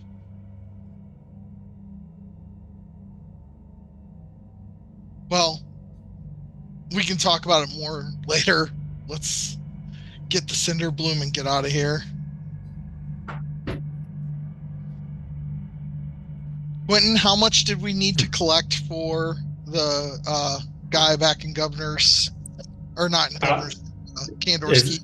I was gonna ask you the same thing because I think it was 10 stocks. Is that correct, yeah, Bishop? I don't think it was that much. I don't think it was that much. I thought it was 9, but I think it was 9 too, offhand. Okay. I thought it was 5. I'm looking back and forth between them. I'm like, what are you talking about? Oh, someone's in it was the alchemist in Candor's Keep. We made a deal to get him a couple cinder bloom to not be paying more than we had for those water breathing. I think you're right. I think it was 5 because it was like 1 per water. Yeah, that's how I remembered it. Yeah, we took that's 5. how I remember it too. That's fine. Yep. Okay. So I'm gonna walk over here and I'm going to try to collect a total of 5, 10, like 15. Okay. Because 4 to heal us, 1 for the king, 5 to get to him, and then some to try to grow at the academy so the antidote or the vaccine can be made. I would say you could collect up to 30 without affecting the food source of 30! Let's go! Yeah. Yeah, we're going to try to collect some like roots and all. Yeah. All right, I'm going to help Quentin try to collect some roots and all. Man, I was trying to be super stingy and like not be a dick. Right. There's Thank you, DM. There's a lot here. I know. I just we don't want to come back down here. Yeah. and yeah, well, you would know that it's extremely rare. So okay, so we'll collect 30. And try to collect like the dirt and stuff that grows in to transplant in a magical pot so we don't have words. The creatures are like following you around and you feel them like pawing and digging in, trying to dig into your backpack. And Marsden, you keep hearing sweets.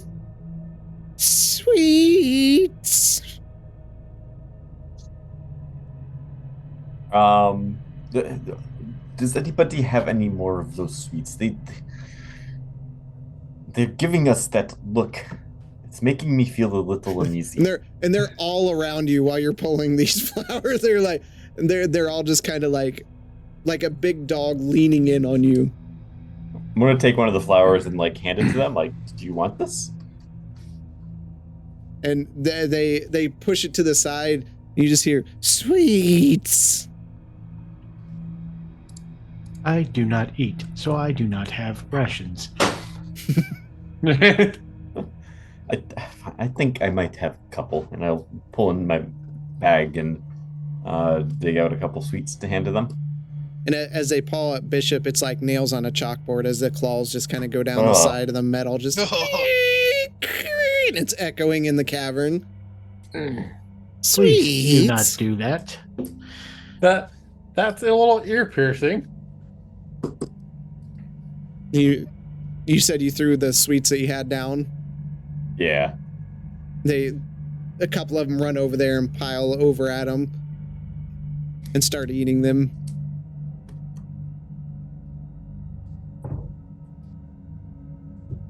Once Justine and I have all 30 collected up, I'm like, well, we need to get back. Oz, you'll need to reach out to your uncle, see if he can meet us here soon with the ship. I can do that once we get to topside. Wasn't there something we needed to do back? Governor's death. There is something we need to do, but we'll take care of that when we get out of here first. We also need to drop off our cart and camel before they charge us for it. if the camels are still alive up there. Right. being It has been responsible. like 2 days. Yeah. Let me point you to campaign 1, where we just left horses and carts Everywhere. all around the isle. Yeah. Yeah, but this time we actually signed for them and had to give them family members' names. Yeah, did we give him Justinian's family members' names? I thought we did Jade Fire. Oh no, we did do Jade. Yep. Okay, I'm gonna start heading back to where we came. Okay. I'm waiting for a response from someone, and then I'll. Okay. Not me. Good. Nope. Ah, crap.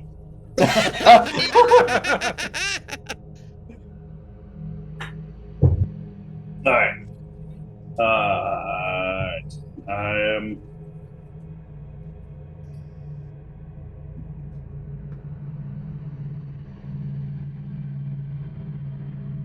Okay.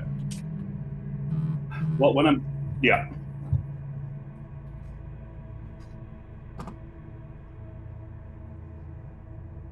All right, why? There's so much pressure. I'm just gonna say it now while we're all being quiet. Like, what an evil ass DM to like make me make a deal to get a piece of that sword. No, that's par for the course. You That think is he's par just for gonna the give you course. stuff? You This work is, for this. Yeah. This is something that happened over and over again. Wait till you see what you passed up on. Oh, I have a good feeling I know what I passed up on. I've been a DM before. Like, when he offered it to Marslin, I was like, oh, please, Marslin, take it. Take it.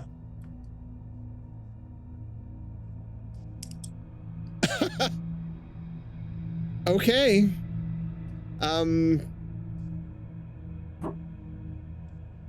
Okay. What's happening? Hold on, I've got to process how I want to do this.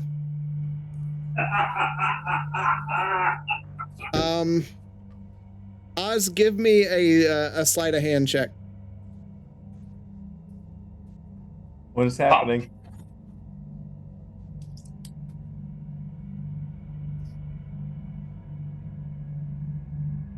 And give me a second. Yep.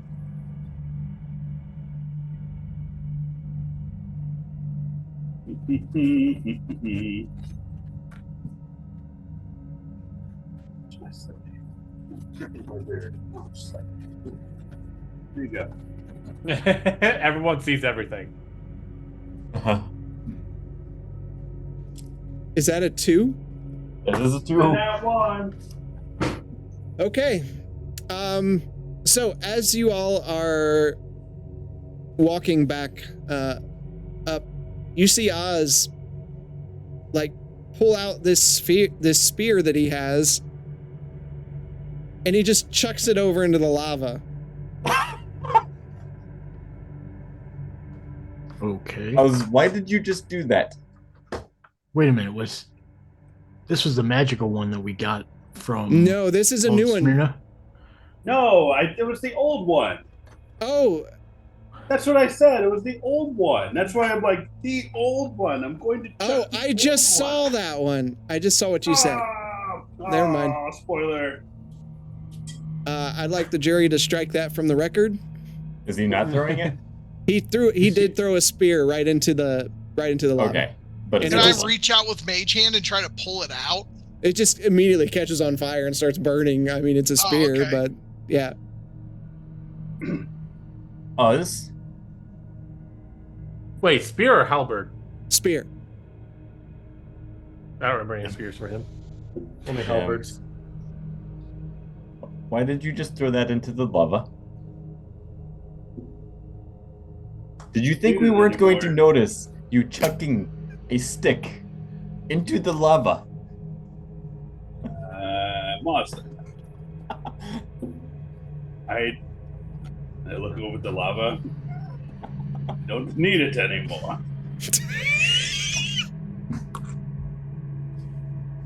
There's Was a it- process called selling.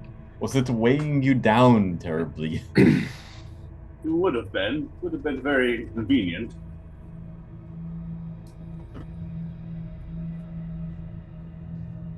Seeing as I have another. I'll point at the one that's on my back right now. It has a slight glow. Did you just acquire this other one? Maybe. So I am assuming Lawson. you took the deal as well. Well, it's a little obvious. I mean, he offered me this right here, and I couldn't exactly hide it.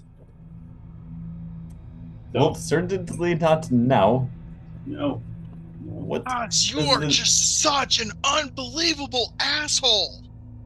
Like, Hey, you just make deals Justinian, with you people also left took and the right deal. all the time.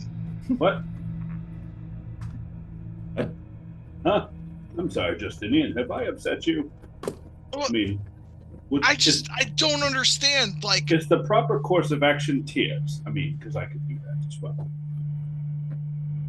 do you understand that we just made a deal with something and we don't know what the favor is? Oh, and by the way, just like 10 days ago, you told your uncle that you're going to go on your flying ship with him for the rest of your life. Is there no consequence to your life? You're awfully nosy for a paladin. I Ugh. kind of feel Ow. the same way. You made a deal with your uncle that includes our deaths Uh-huh. without our knowledge. And it Sorry. seems that 3 of us here decided not to make a deal with a powerful entity that we did not know.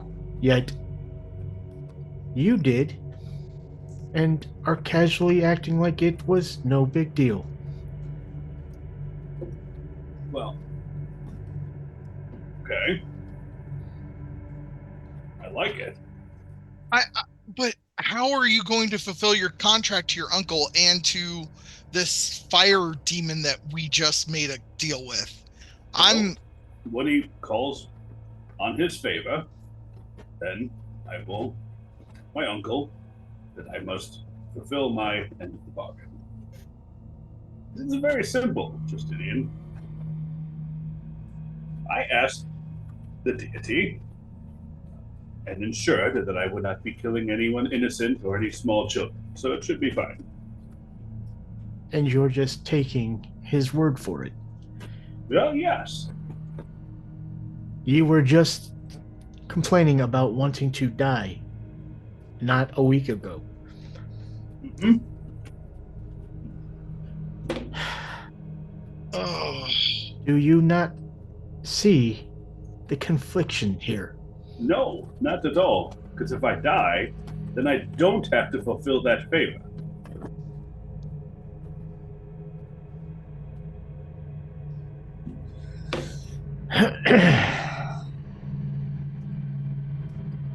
We need to have Oz, when a we serious first discussion before your uncle comes and gets us. Oz, when we first met, I looked up to you, and I really thought like your bravado might have something to it, but now I don't know what to think of you. You make deals that involve your friends' lives, like you make deals with deities. Justinian, knowing- I do not need any lectures from you. I made that deal to save your bloody life. And I made that deal with them because I wanted this bloody spear. So you lay off. But you made the deal putting my life on the line. And I did. Oz's I life. did. You know what? I made that deal so that you could live. Congratulations. You know what? You're welcome, Justinian. But you also put everybody's lives on the line. Yeah, if we fail, guess what? If we fail, we still die. Which leaves me the last to pay your debt.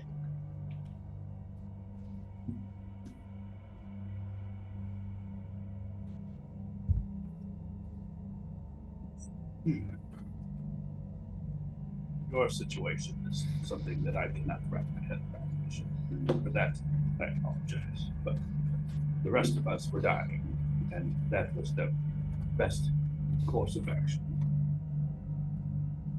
We would probably be in our deathbed right now if it weren't for me taking that action.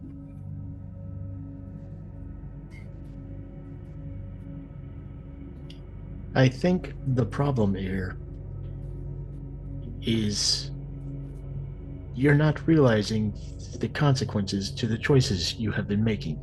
We're alive, Bishop. For now. Yes, for now.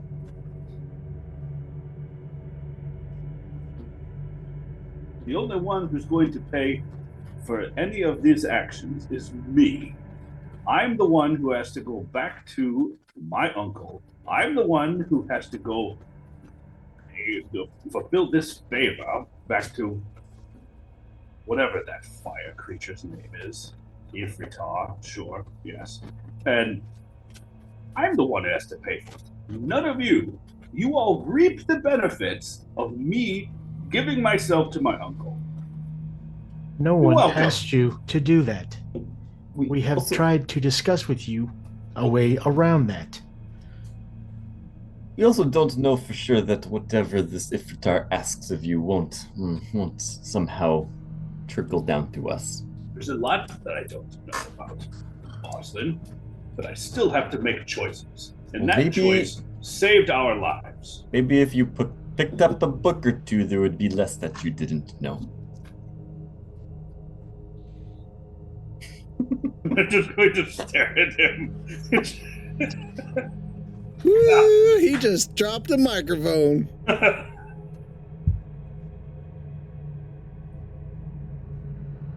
Well, I'm sorry if my choices have upset you. Well, you won't have to worry about them for much longer, now will you? We'll go topside, we'll summon my uncle, we'll fulfill our duty, and then you'll be done with my poor choice making. And better yet, you'll be alive. If you don't mind, I'd like to continue out of this giant hole. Is there any way that we could get your uncle down into that cave? Why would he want to go down in this cave? Oh, shit. Marslin. That is a great effing idea. That might be your best idea since I joined you guys. Hey, I'm full of great ideas. No, you are, but that's fantastic. Someone like a Frost just can't resist the urge to strike a deal. Now we're thinking. But we were told not to come back. Yes, but Us. Colton Frost was not told not to come back. And presenting him with, what I got given and what Oz got given, he might be interested. A pretty stick. He made a deal for a pretty stick. It glows. Glow. Very nice stick that glows. It's sharp, too.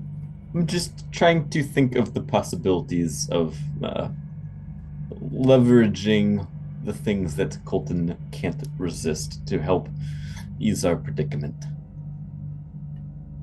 It is a good thought. Bishop, Quentin, we are walking, by the way, as we're having this conversation, right? I assume so, yeah. I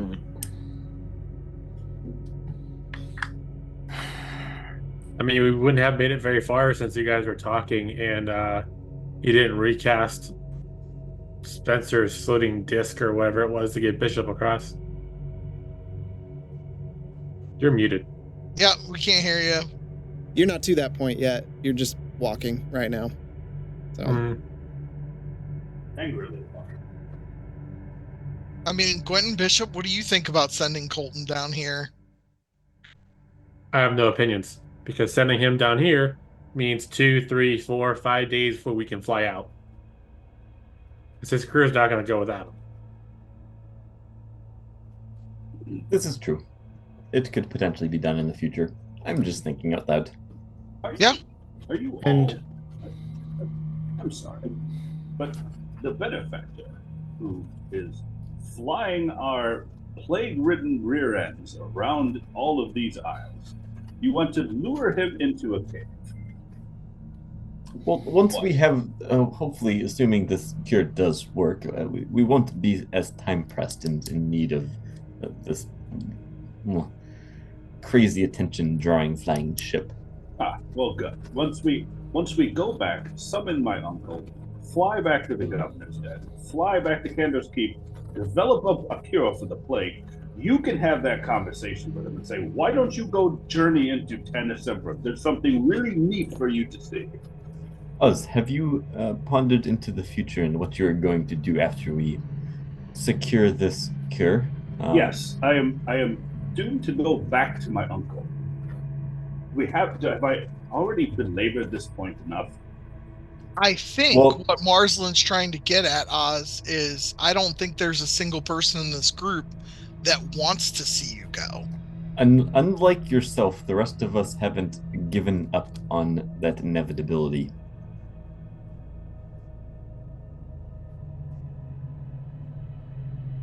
Have you ever thought that maybe this big shiny metal guy standing right here, or that little dwarf that you like to poke fun at so much, haven't been spinning their wheels trying to figure out how to get you out of this situation? There's nothing that you can do.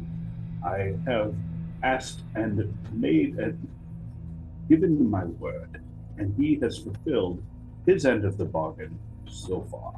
Let's think in irrational terms. I can only do it so much, but presumably Colton is not immortal, correct? We are elves. We live for a very long time. Yes, but not immortal. Not to know. Okay, then, presuming you outlive Colton, whether naturally or unnaturally, you would be free from him, no? I would be. Well, there we go. That is the most radical solution to your predicament. I don't understand. You saying that? Oh, do I have to spell it out for you, Oz? I'll be free once he's dead. Then I'm, how long do Alster elves live? Like a couple thousand years. It is not something I have ever delved in, but I, having roamed some of the more decrepit streets of the city, you can hire people that will shorten one's lifetime.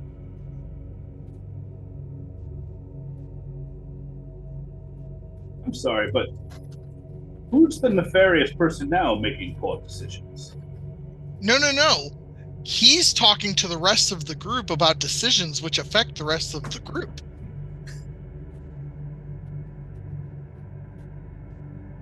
Okay.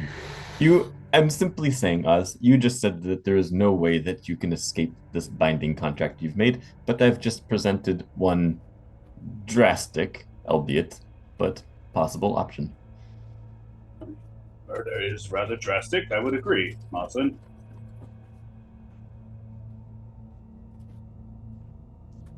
This coming from the person that wanted to kill everything when I first met him.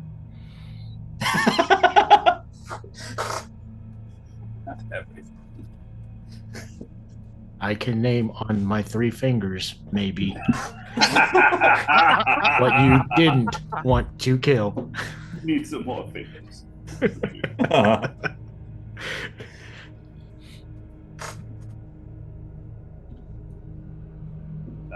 Lawson, I appreciate your sentiment, but I do not see that it's a viable solution. Have you ever told us why you? Is it specifically you, or is it the power that you wield? What? Why me? Yeah, why you? Well, he obviously thinks that I'm very powerful, and he wants me at his side. I mean, but I fought your brother, and your brother is presumably better than you at fighting. I mean, Also, I've come across many, come across other fighters that don't have quite as short of a temper. So why you? If he's got your brother and your brother is that good, why you? It's a question you should ask him. I gave him my reason. Because I am very strong and very powerful, and he wants me to be along his lines. Apparently, he wants to continue the trade, and I do not wish to do so. But I do not have any choice in this matter, because I wish to live. Just the end.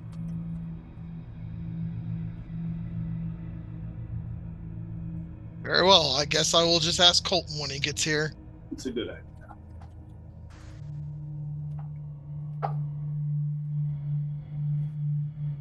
As you are more stubborn than a Vidalcan being asked to put their book down so that they can come eat dessert. I don't understand why I'm being stubborn. This is very simple. We are going to die. I made a pact and gave my word that I would put myself back into servitude so that we could live. There is nothing more complicated than that, Marslin.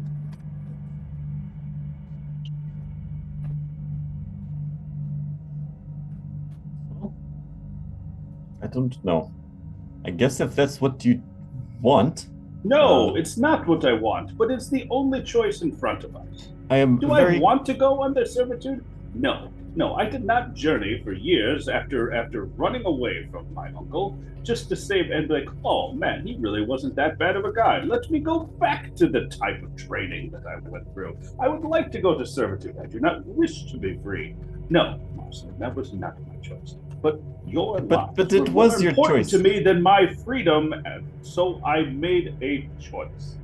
And no, I did not consult all of you because I was the one who had to make the choice, not all of you. You simply just have to live.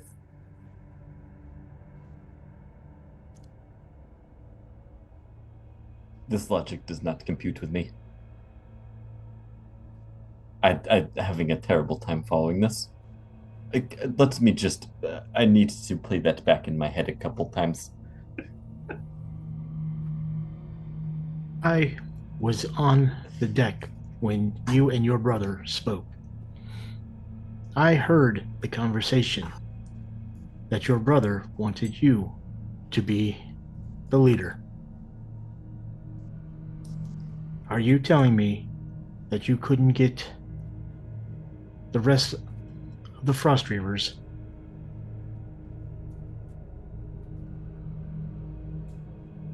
to attack Colton? My brother wants to be a leader and was happy to be away. But that's not what he said. He only sought me because he was instructed to by our uncle. I'm not mistaken here, right? His brother did say that he wanted him to be the captain and he didn't want, it wasn't his place to step up. I did hear that on the deck, right? It wasn't his place to step up, but he was happy to take it. DM, can you intercede here? And You can't hear you. Yeah, I'd have to go look. That was okay. Quite a ways back. Yeah, my understanding is that Oz stepped away, Grizz stepped up and was happy to be in charge. I could be mistaken. Maybe I missed that in there, and you're a lot more attentive about this than I am. So, but yeah.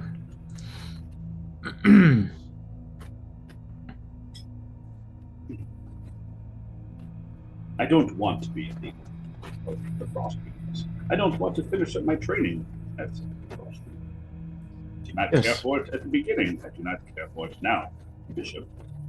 But you know that what Colton is doing is wrong. And if you could get the fellow Frost Reavers on board for a mutiny, wouldn't that take care of at least that end of it? Yes. If they would mutiny, then I would be free from my bargain, and then I'll feel my forehead again. Maybe. I don't know the consequences of this pact and what all the rules are, but I did give my word.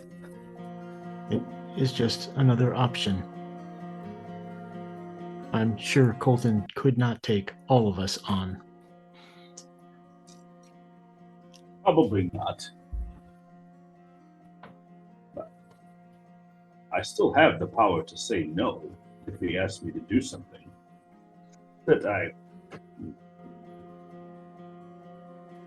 would go against what I believe. Bishop, I'm not a robot. I'm not like the other Frost Weavers.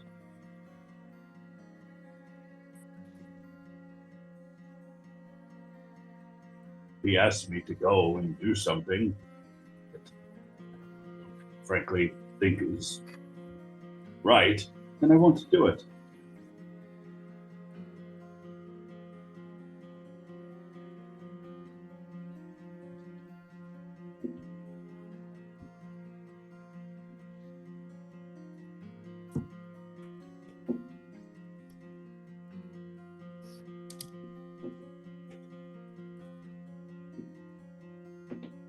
Who knows?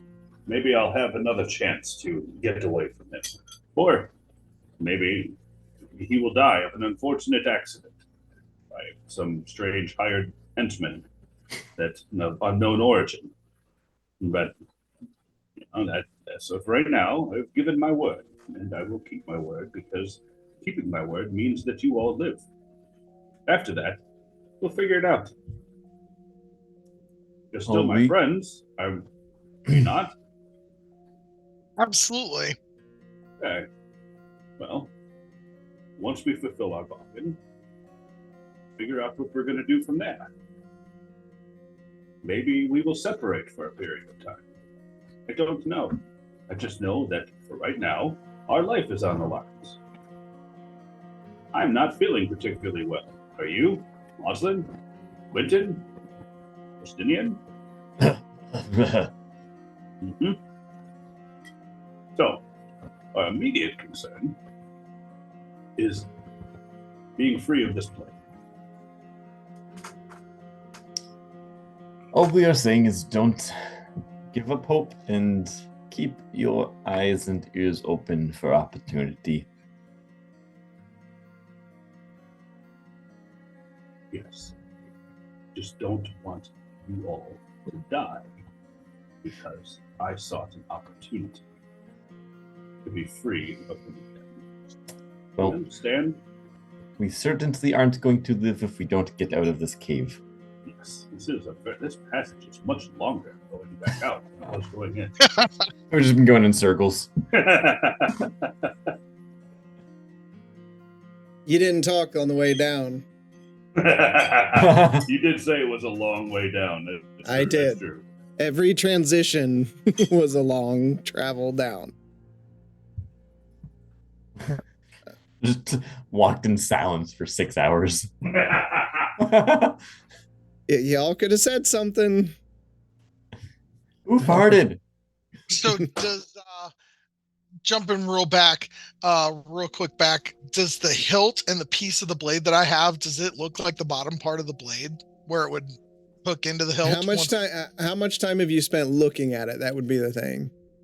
Probably the whole 10 minutes that Marslin and Oz have still been going at it while I've been quiet. Okay, yeah, it looks like they meld together. Okay. And I'll stick the blade back in my backpack and just keep walking with the hilt and start feeling a little bit of relief coming over me, like at least I did find a piece of the blade. It's real, it's happening. Okay. Even if I now have to do some shady shit for a fire demon. Yeah, how bad could it be? Right? I mean, some people have done some deeds for his brother, so, Stop, you bastard. Give me your choke on the purple pants. So you ascend back up, and you have returned back to the bridge to cross. Same as before, everyone? Yeah, this time I'll step a little bit more lively, though. The boards look much better crossing this time for some reason. That is really strange. Usually when you cross them, they get worse. Martin, this looks like you're doing. I saw you fiddling around while you were moving. They're in a state of ruin. I couldn't just walk over this without attempting to make it slightly safer. Bishop, would you like me to cast my disc again? If you don't mind, I am still uncertain on the structural integrity of these boards. Okay, just give me a second. Marsland sits down. It'll be 10 minutes.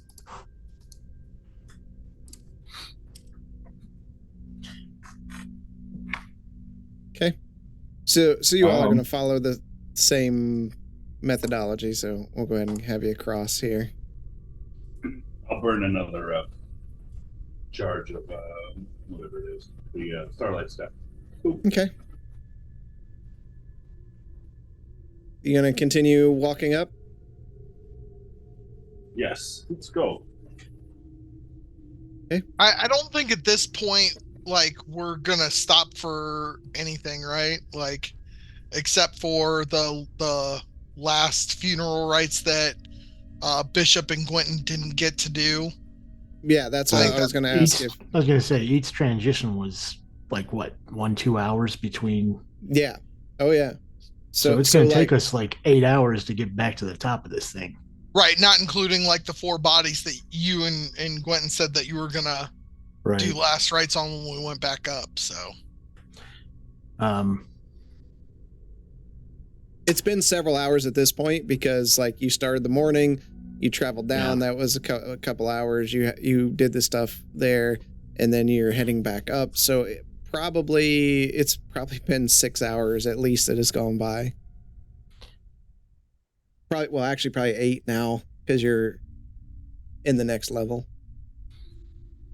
As we get closer to Ethan's work study again, you're there. Marsland. Yes, Bishop. I know how you feel about information. Do you have papers? If this is Atheon's, or one of Atheon's locations, the information here he could want to come back to and get. I would say that we destroy it. I thought you were going to say that. How much time can we spare to dig through this and determine if there's anything that might be irreversible, unrecoverable? As long as you need to go through. I just don't want him to have resources now that he is back. I see your logic. It pains me greatly. I will help you go through it, Marsland, and try to help you decipher what is a mass-produced text versus what should be kept. Thank you.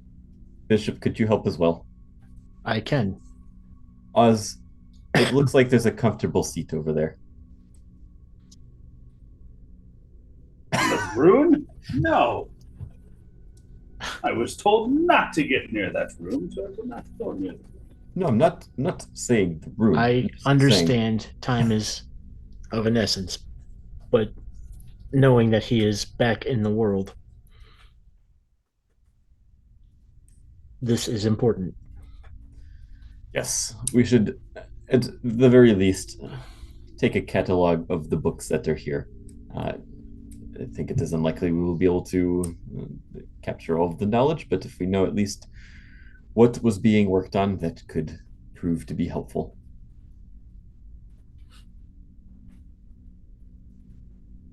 So spend some time doing that. Okay.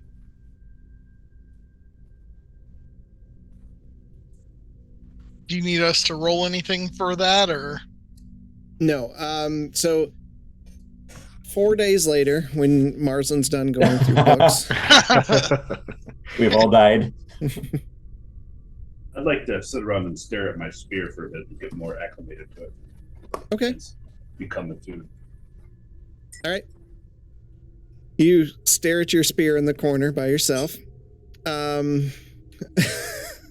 Precious. I've agreed to dark things for you. I have to ask, is there anything else you would like to do, Oz? No. No, that's not right now. Not right now? Okay. No. It's going to take you several hours to get through. I mean, there's a lot of books there, and it's more than just reading the bindings on the books. I would say there's a lot of these books that are related to, in this case, demonic portals, summoning the 9 hells, a lot of information on the 9 hells, a lot of information on the planes of existence, including the astral plane. That's kind of what you're looking at here. Less research notes, more informational. Okay.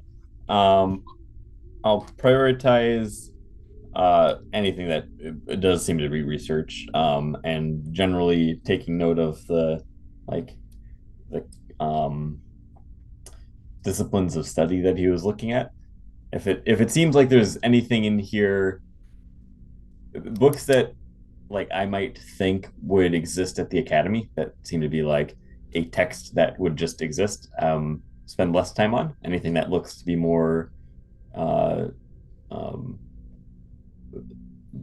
bespoke, I will spend more time on. Most of this seems more informational, probably that he was using this information to kind of meld together spells and different things into the Shadowspark book that you already picked up. So it was more, it's more research level. I would say there probably is a section at the academy that has these books in some capacity. That would be probably the extent of it.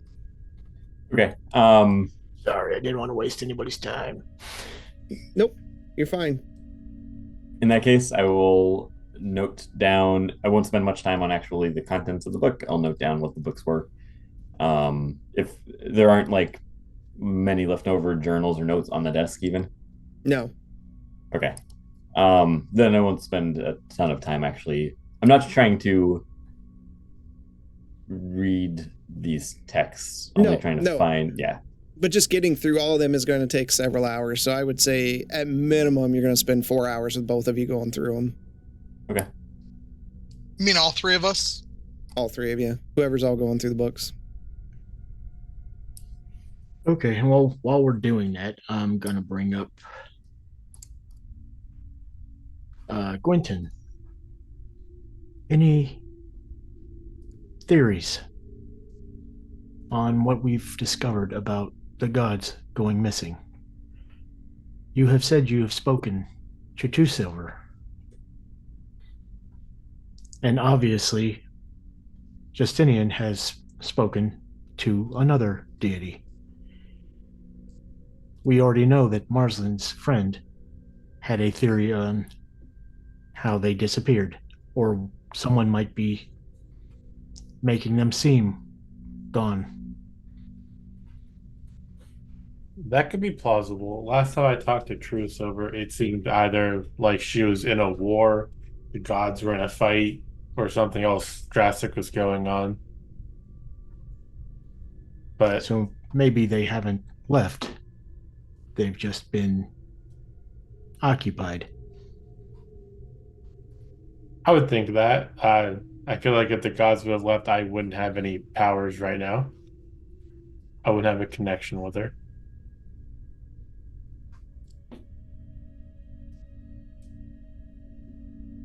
So maybe something's blocking the the astral plane from the material plane? What my friend seemed to indicate is that the communication seems to be blocked. I don't know. I don't know. Would I know much about how God communication happens? I'd say it wouldn't be your focus of studies, not as much as, Yeah. say, Gwenton. Yeah. I know the one time I went to talk to her, the signal was being messed with was when we're in Old Smyrna, inside that room with the orbs in it, where the energy seemed to be going wild.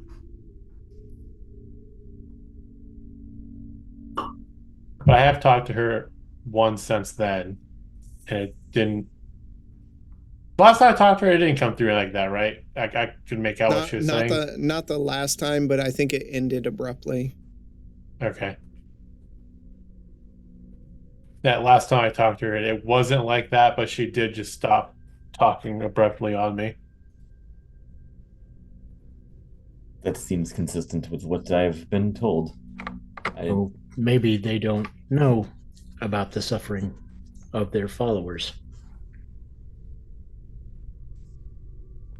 Well, I'm sure True Silver knows about at least some of the plague.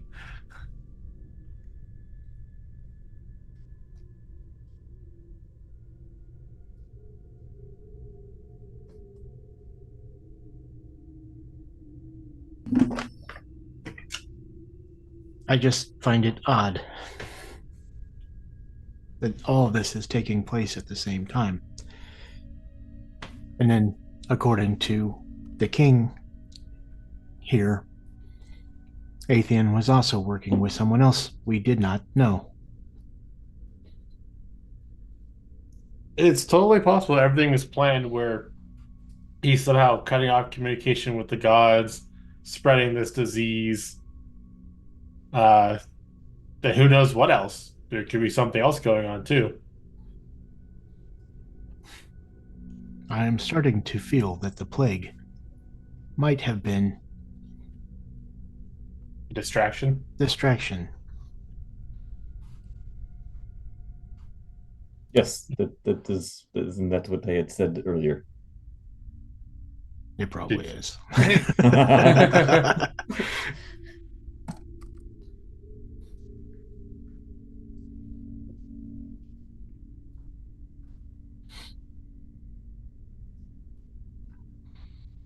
Yes, whoever this Cyric is, it seems to be they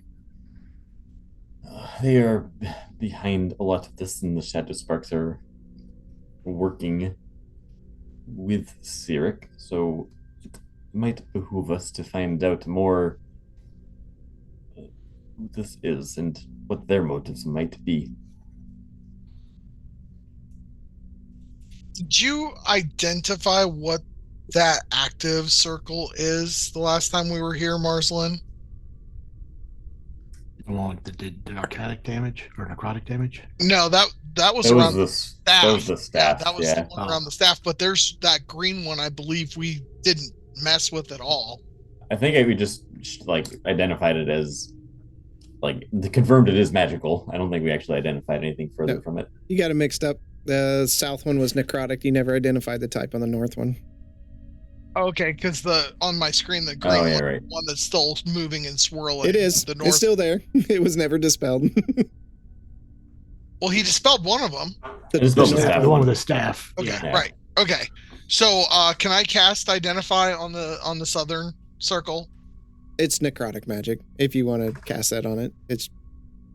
It's just necrotic magic. Okay. Mm-hmm. I don't suggest stepping in there, Justinian. No, not at all.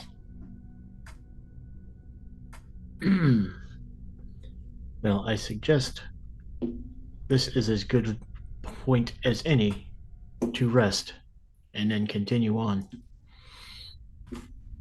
Would you have the ability, Marslin, to get rid of that spell before we rest for the night? I can certainly try to dispel it like I did the magic around the staff. I'll walk over to it and I'll cast Dispel Magic. Right. Roll a d20 and add your spellcasting modifier.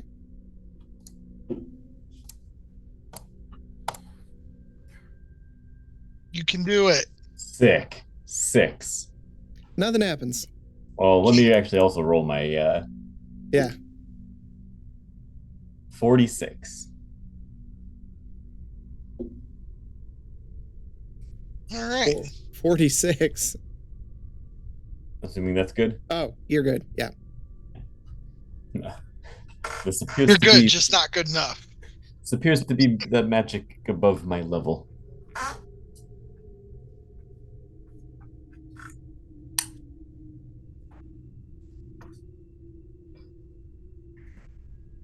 Are we done here? Give me a second. I think Bishop wanted to rest here for the night. What do we have any sense of what time of day it would be? None of you have that feat, right? No, but like, so we woke up and then it was 2 hours down, and then you said it was like 8 hours back up till this point, so that's 10, and then we just spent 3 or 4 in here, so that's it's been a while. Yeah, we're probably pretty tired. yeah. I would say Bishop was right on the money with it's probably time to crash. Did I do that math right, DM? Does that sound about right? 14 to Sounds 16? great. He's making that up. No, it's been a bit. I'm dealing with something right now, but yeah, it sounded fine from what I heard.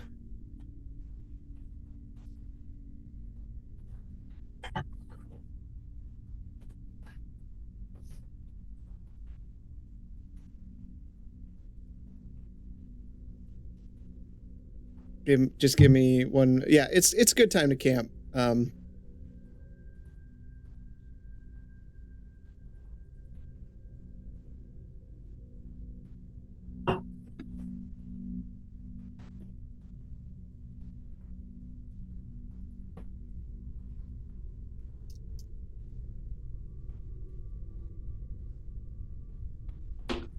Just give me a second.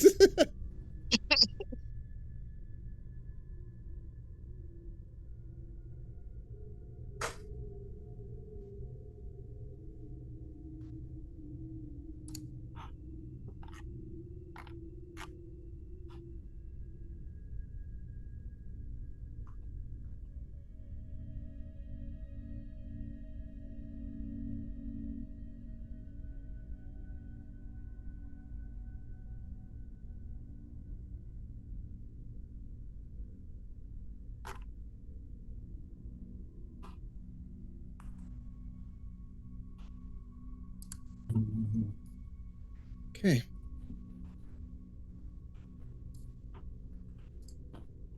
Still dealing with something. What is happening?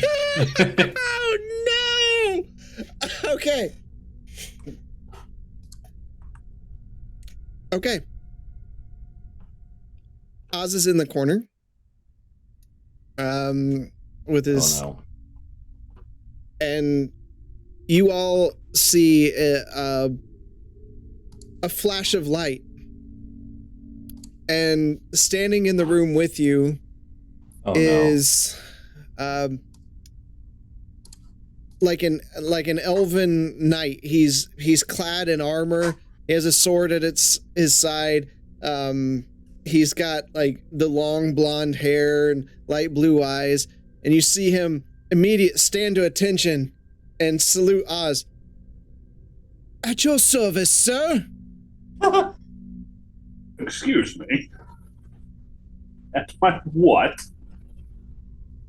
Sir, here to serve. What may I do to assist? Oz, what is going on? I don't know. This elf just appeared in front of me. Did you summon this elf? No, I didn't summon this elf. How could I summon an elf? Have you ever known me to summon an elf? I haven't known you to do many things that you've done, but you've done them and they've surprised me. Well, I do not have the ability to summon elves.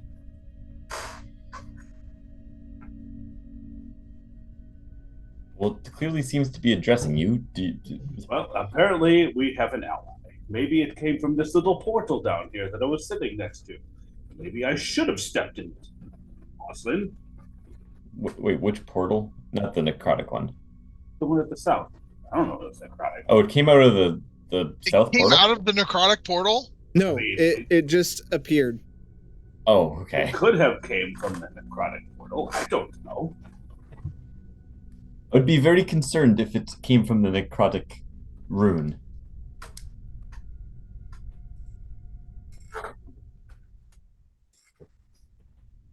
Oh.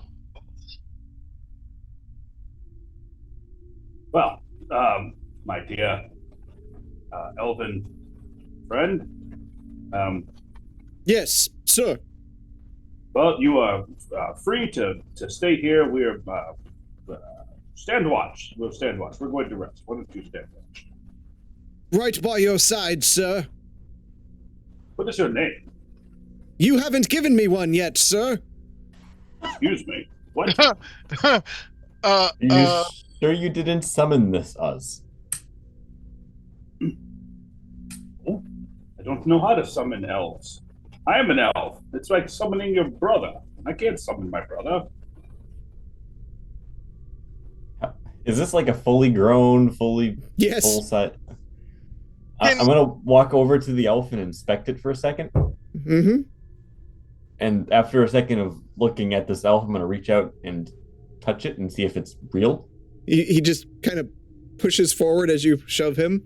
Sir, should I protect you against this denizen who tries to harm you? Well, I suppose if he pushes you again, then you should at least stand your ground. But He Oh, spins friend, so- he spins around and he pulls He's his a sword friend. out and Martha needs a no, watch Martha needs a your friend. movement. I start twirling my hands.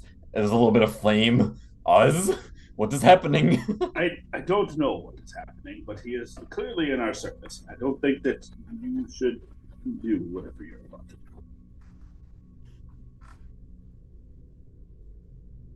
Oz, can I see the item that you traded for? Oh I don't know what you're referring to. Justinian? Oz, did you only accept the spear, or did you accept another thing as well? I accepted an oath to this Ifritah. If you want me, Yes. sir, I'll run him through. No, there's no need to run What? him through. No, he is a friend. Please stand down. Oz, Yep. did you the items? Did you? I got my eye on you. I think I could handle you. Oz, do you? Oh. Did you accept just the spear, or did you accept another item? I may have accepted another item. What was this other item? Just a deck of playing cards. Ah, just a deck of. A god appears in front Oh of my you. god, I hate you so much! A god appears in front of you. They are not just giving you a deck of playing cards.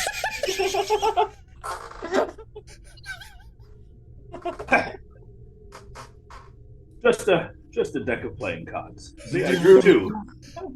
To remove one of the cards from the deck of playing cards. I'm gonna try and pull another card. See, let me show you. Oz, wait! No, don't do that. Okay. Is anyone stopping him? I have no idea what the fuck's going on. So Okay. All right, you're pulling another Out of one. the room. Oh I'm god! Honestly, DM, I think if you read it, I don't think I can. There might be a cooldown. No, there's not. Oh, then I You can pull burn another through the one. whole deck. You declared it. Okay. This is what it's like playing with me in Phasmophobia. You did catch I'm walking out of the room, right? Like, Yeah, that's fine. all right.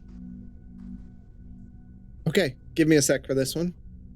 See, nothing happened. Well, hold on.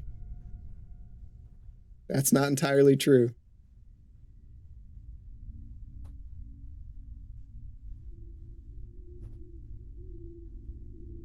I'll need a second.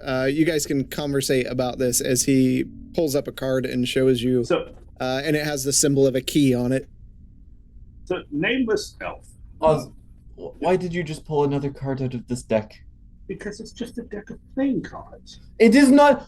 There is a elf that did not previously exist that is now standing here. And If I now had he had a wants mind, I would to have- serve me. So it is fine. What could go wrong? Oh, if I had half a mind right now, I would erase him from this earth. For he could. He didn't Cause us do harm at anything. any- He's just here to serve. How often do creatures appear in your presence out of thin air? Well, I am standing next to a rune, and I really think that this thing from the rune over here. Didn't we have a conversation about thinking before doing? Yes. Yeah, but this that was is 8 exactly hours why ago, and this is it odd. should. This is exactly why this elf came from the rune. I'm thinking. Alone, and not with the help of the other 4 people that you're currently deep in a cave with.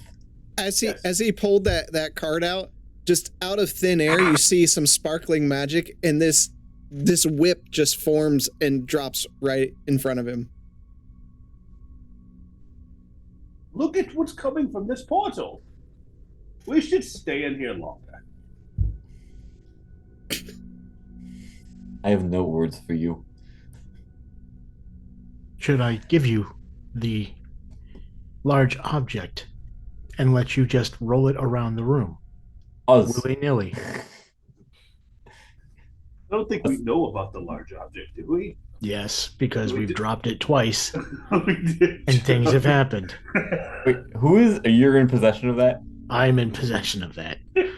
I forgot that we I love dropped that. thing. You rolled it to me, Yeah, and then and then you I took it. dropped it. Oh, the B team strikes again. Okay, all right. Well, Oz, can I ask just to look at the deck of cards real quick? Sir, you summoned a whip to help us. Well done. I didn't summon anything, nameless You elf. should be proud, sir. Can I just take a look? I want to see what the cards say on them. You can take a look from right over there, Marsden, because you will not lay a hand on. This was given to me, and your oath was not on this item. My oath was for this item. I'm simply asking to see it. I will give it right back. I don't believe you. Nameless elf, if he doesn't give this back, you have my permission to attack him. Hey, Marsden. Yes, sir. And he settles down and puts his hand on the hilt of his blade. My How name is strong does this Nameless elf Elf, and I will take your hand. He's not like Hey, he's not don't weak. Maim him. Yes, don't maim him. Nameless elf, please. Sorry. Are you handing me the deck of cards or no? Yes, I handed you the deck of cards. Okay, I'm going to look at the exterior of the cards. Was there any inscription or markings or anything on them? No, it looks like a normal deck of cards, but it's they're set in like an ivory. 3 cards short. Shall we play 52 card pickup? Shoo!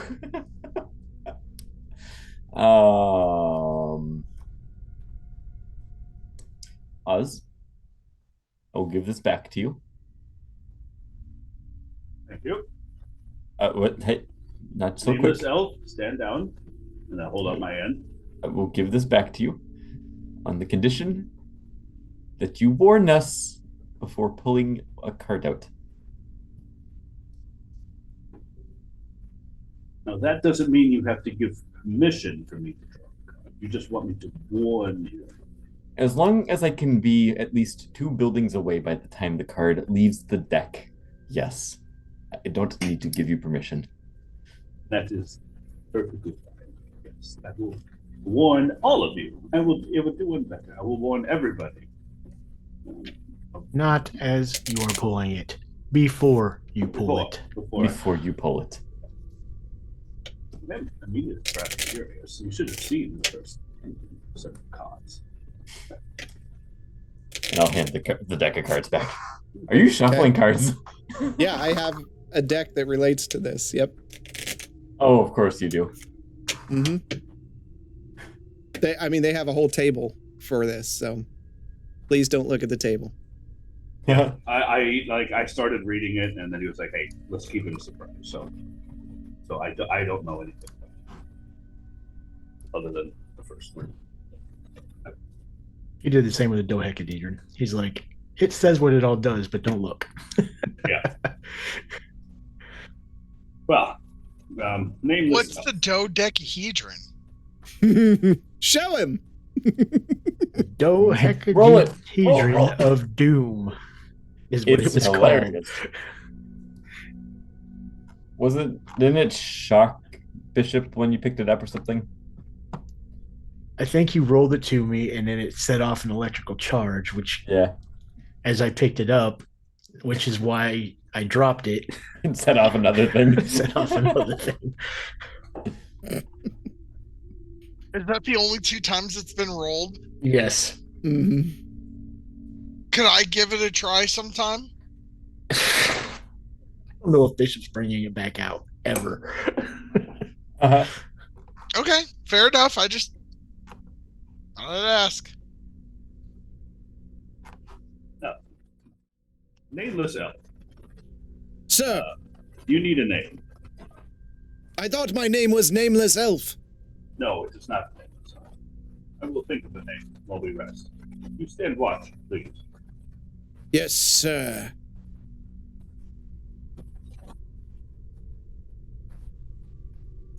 Well, I'm ready for rest. To rest. How about all of you? Yeah. Shall I conjure up my hut? It couldn't hurt. I'll spend some time making the tiny hut appear. Okay. You summon the hut. Where do I go, sir? Stand watch. You need to rest just like the rest of us, but you can stand first watch. Do your duty. I'll take first watch.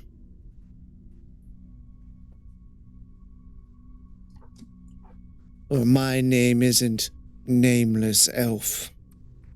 Not the nameless elf. I will think of a name. Good night.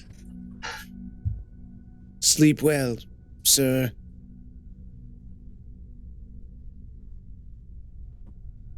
You may All right. call me Oz. And this is Quentin, Justinian, Bishop, and Mouse. Nice to meet you, Nameless Elf. And he puts his hand out. Is he wearing like Smyrna guard armor? No, it's just the most Uh-huh. nondescript, like Generic of Generic. generic. Generic, elf. like hasn't armor. even died yet. Like The tabard is just straight white. Yeah, it's got a big O on it for Oz. big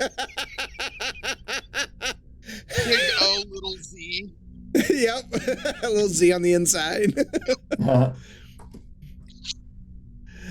All right, you all hunker down into rest and sleep peacefully in the quiet of the depths of the mine as yet another day passes and you look for your way out to finally get the cure made. And that is where we'll end episode 50, the last session of 2023. Dang. And we'll see everyone else in 2024. Just name him Pop-Tart. Oh man, what have I done? What have I done? Can't wait to torture you with that NPC for the next 50 sessions. Actually, if Oz is flying away on a magic ship in like 2 or 3 sessions, we'll never see that elf again. True. The DM gave me a choice of several items. And I was like, well, I don't need that. I've already got that. Whatever that deck is, yeah, that sounds good. I've never read it, didn't know anything about it. I was like, okay, that sounds fun. And Ifritar named it the Deck of Many Things, so I know at least what its name is. So, Yep. Sure I have to ask. did. Those were illusionist bracers, weren't they? Oh yeah. Oh yeah. Player wanted them, character would not have taken them though. Like player wants them, but character could not have taken them. Yep. Ugh. Yep. Yep. There was some good stuff there. No one died yet. And Oz, we'll need to discuss some of the other things there. So we need to discuss things. But thank you all for coming out. I think I've lost 30 pounds sitting in this sweater for the last 3 hours. If you know me, head is killing me. yeah, These I bet glasses over the other glasses. the headphones are killing me over the top of the Santa hat. So, those that know me, I don't wear long sleeve shirts, let alone sweaters. So I'm dying. Thank you all for coming out. We really appreciate you stopping by. We really appreciate our listeners and those who come out and get engaged with the community, get into Discord and chat with us. I know like Panda, like, he always comes by every morning and says good morning. We even like that stuff. So it's been a great year. We've seen a lot of growth and we appreciate that. We hope everybody enjoys what they're seeing. And there's a lot of great things coming in 2024. Big stuff being Midland Mall Comic-Con. Come by the table and you can experience this for yourself. Though I will not give you a deck of many things in a one-shot. Though there may be a one-shot where there's just this deck of cards and we just draw and that's your one-shot until something stupid happens. Yeah. Thanks, Panda. Appreciate it. I know Tone is a fan of some of those classic things like that. There's actually new decks. There's like the deck of mini things and deck of there, because there was like a whole book that came out. So there's some new ones that I need to check out and see what they're all about. But I tell you what, over the next 2 weeks that we're off, okay, I will give us until the end of next week, and I will look for submissions of names, okay? And Yes. then we will vote on those submissions of names, okay, in the Discord chat, okay? Yeah, and I'll start that going. Get that started, and we'll take those. We'll do that in the D&D channel, and then we'll pin it, and then Yep. we'll vote and have the community vote on the name for sure. So stop by and do that. And I know if you put in profanity, I will ignore it. yes, we're not going to do that. I know Tone, Fanboy Tone, is sad because there was a magic carpet there that nobody grabbed as well, and he's a big fan of magic carpets. So Magic carpet, one of the most broken items in the game, though. It is. There were a lot of broken items that he offered. Yes, a lot. Yeah. But how bad were is the promise that have been made, though? That you'll have to tune in next year to find out. We hope that everyone we hope that everyone has a great Christmas holiday, great New Year's. Please stay safe. If you're going to be celebrating, don't be driving, because we want to see you in the dungeon next year. And we're going to take you over to somebody else, as we always do. But until next time, we'll see you in the dungeon. You all take care. The end is upon us, I promise you novices don't want no problem with me. So watch how you talking and where you been walking, they call me the BBEG. I'm more than a little OP, I do what I want to, that's a mantra. Keep 'em running and gunning like Contra, I'm a monster. The end is upon us, I promise you. Novices don't want no problem with me. So watch how you talking and where you been walking. They call me the BBEG. I'm more than a little OP. I do what I want to, yeah, that's a mantra. I keep 'em running and gunning like Contra. Y'all, I'm a monster. Turn it up. What you know about the final boss? I got 'em trying to buy time with the sign of the cross. I redefine high crime and the meaning of loss. I'm off hip, but I body like I'm playing lacrosse. Beat to the EG, I'm keeping them queasy. I make it seem easy, acknowledge me. I've been demolishing your cities, I'm astonishingly sleazy. I'm the big bad, y'all must be the cast. I'm killing a master, villain, a blast, a disaster. Really a rap bastard, willing to rap fast for the masses. I ravage all races and classes. Savage, I can't stop myself. Thinking of all the ways I can top myself. On God, I can move like a devil. I hope you and your squad are ready for the last level that ends here.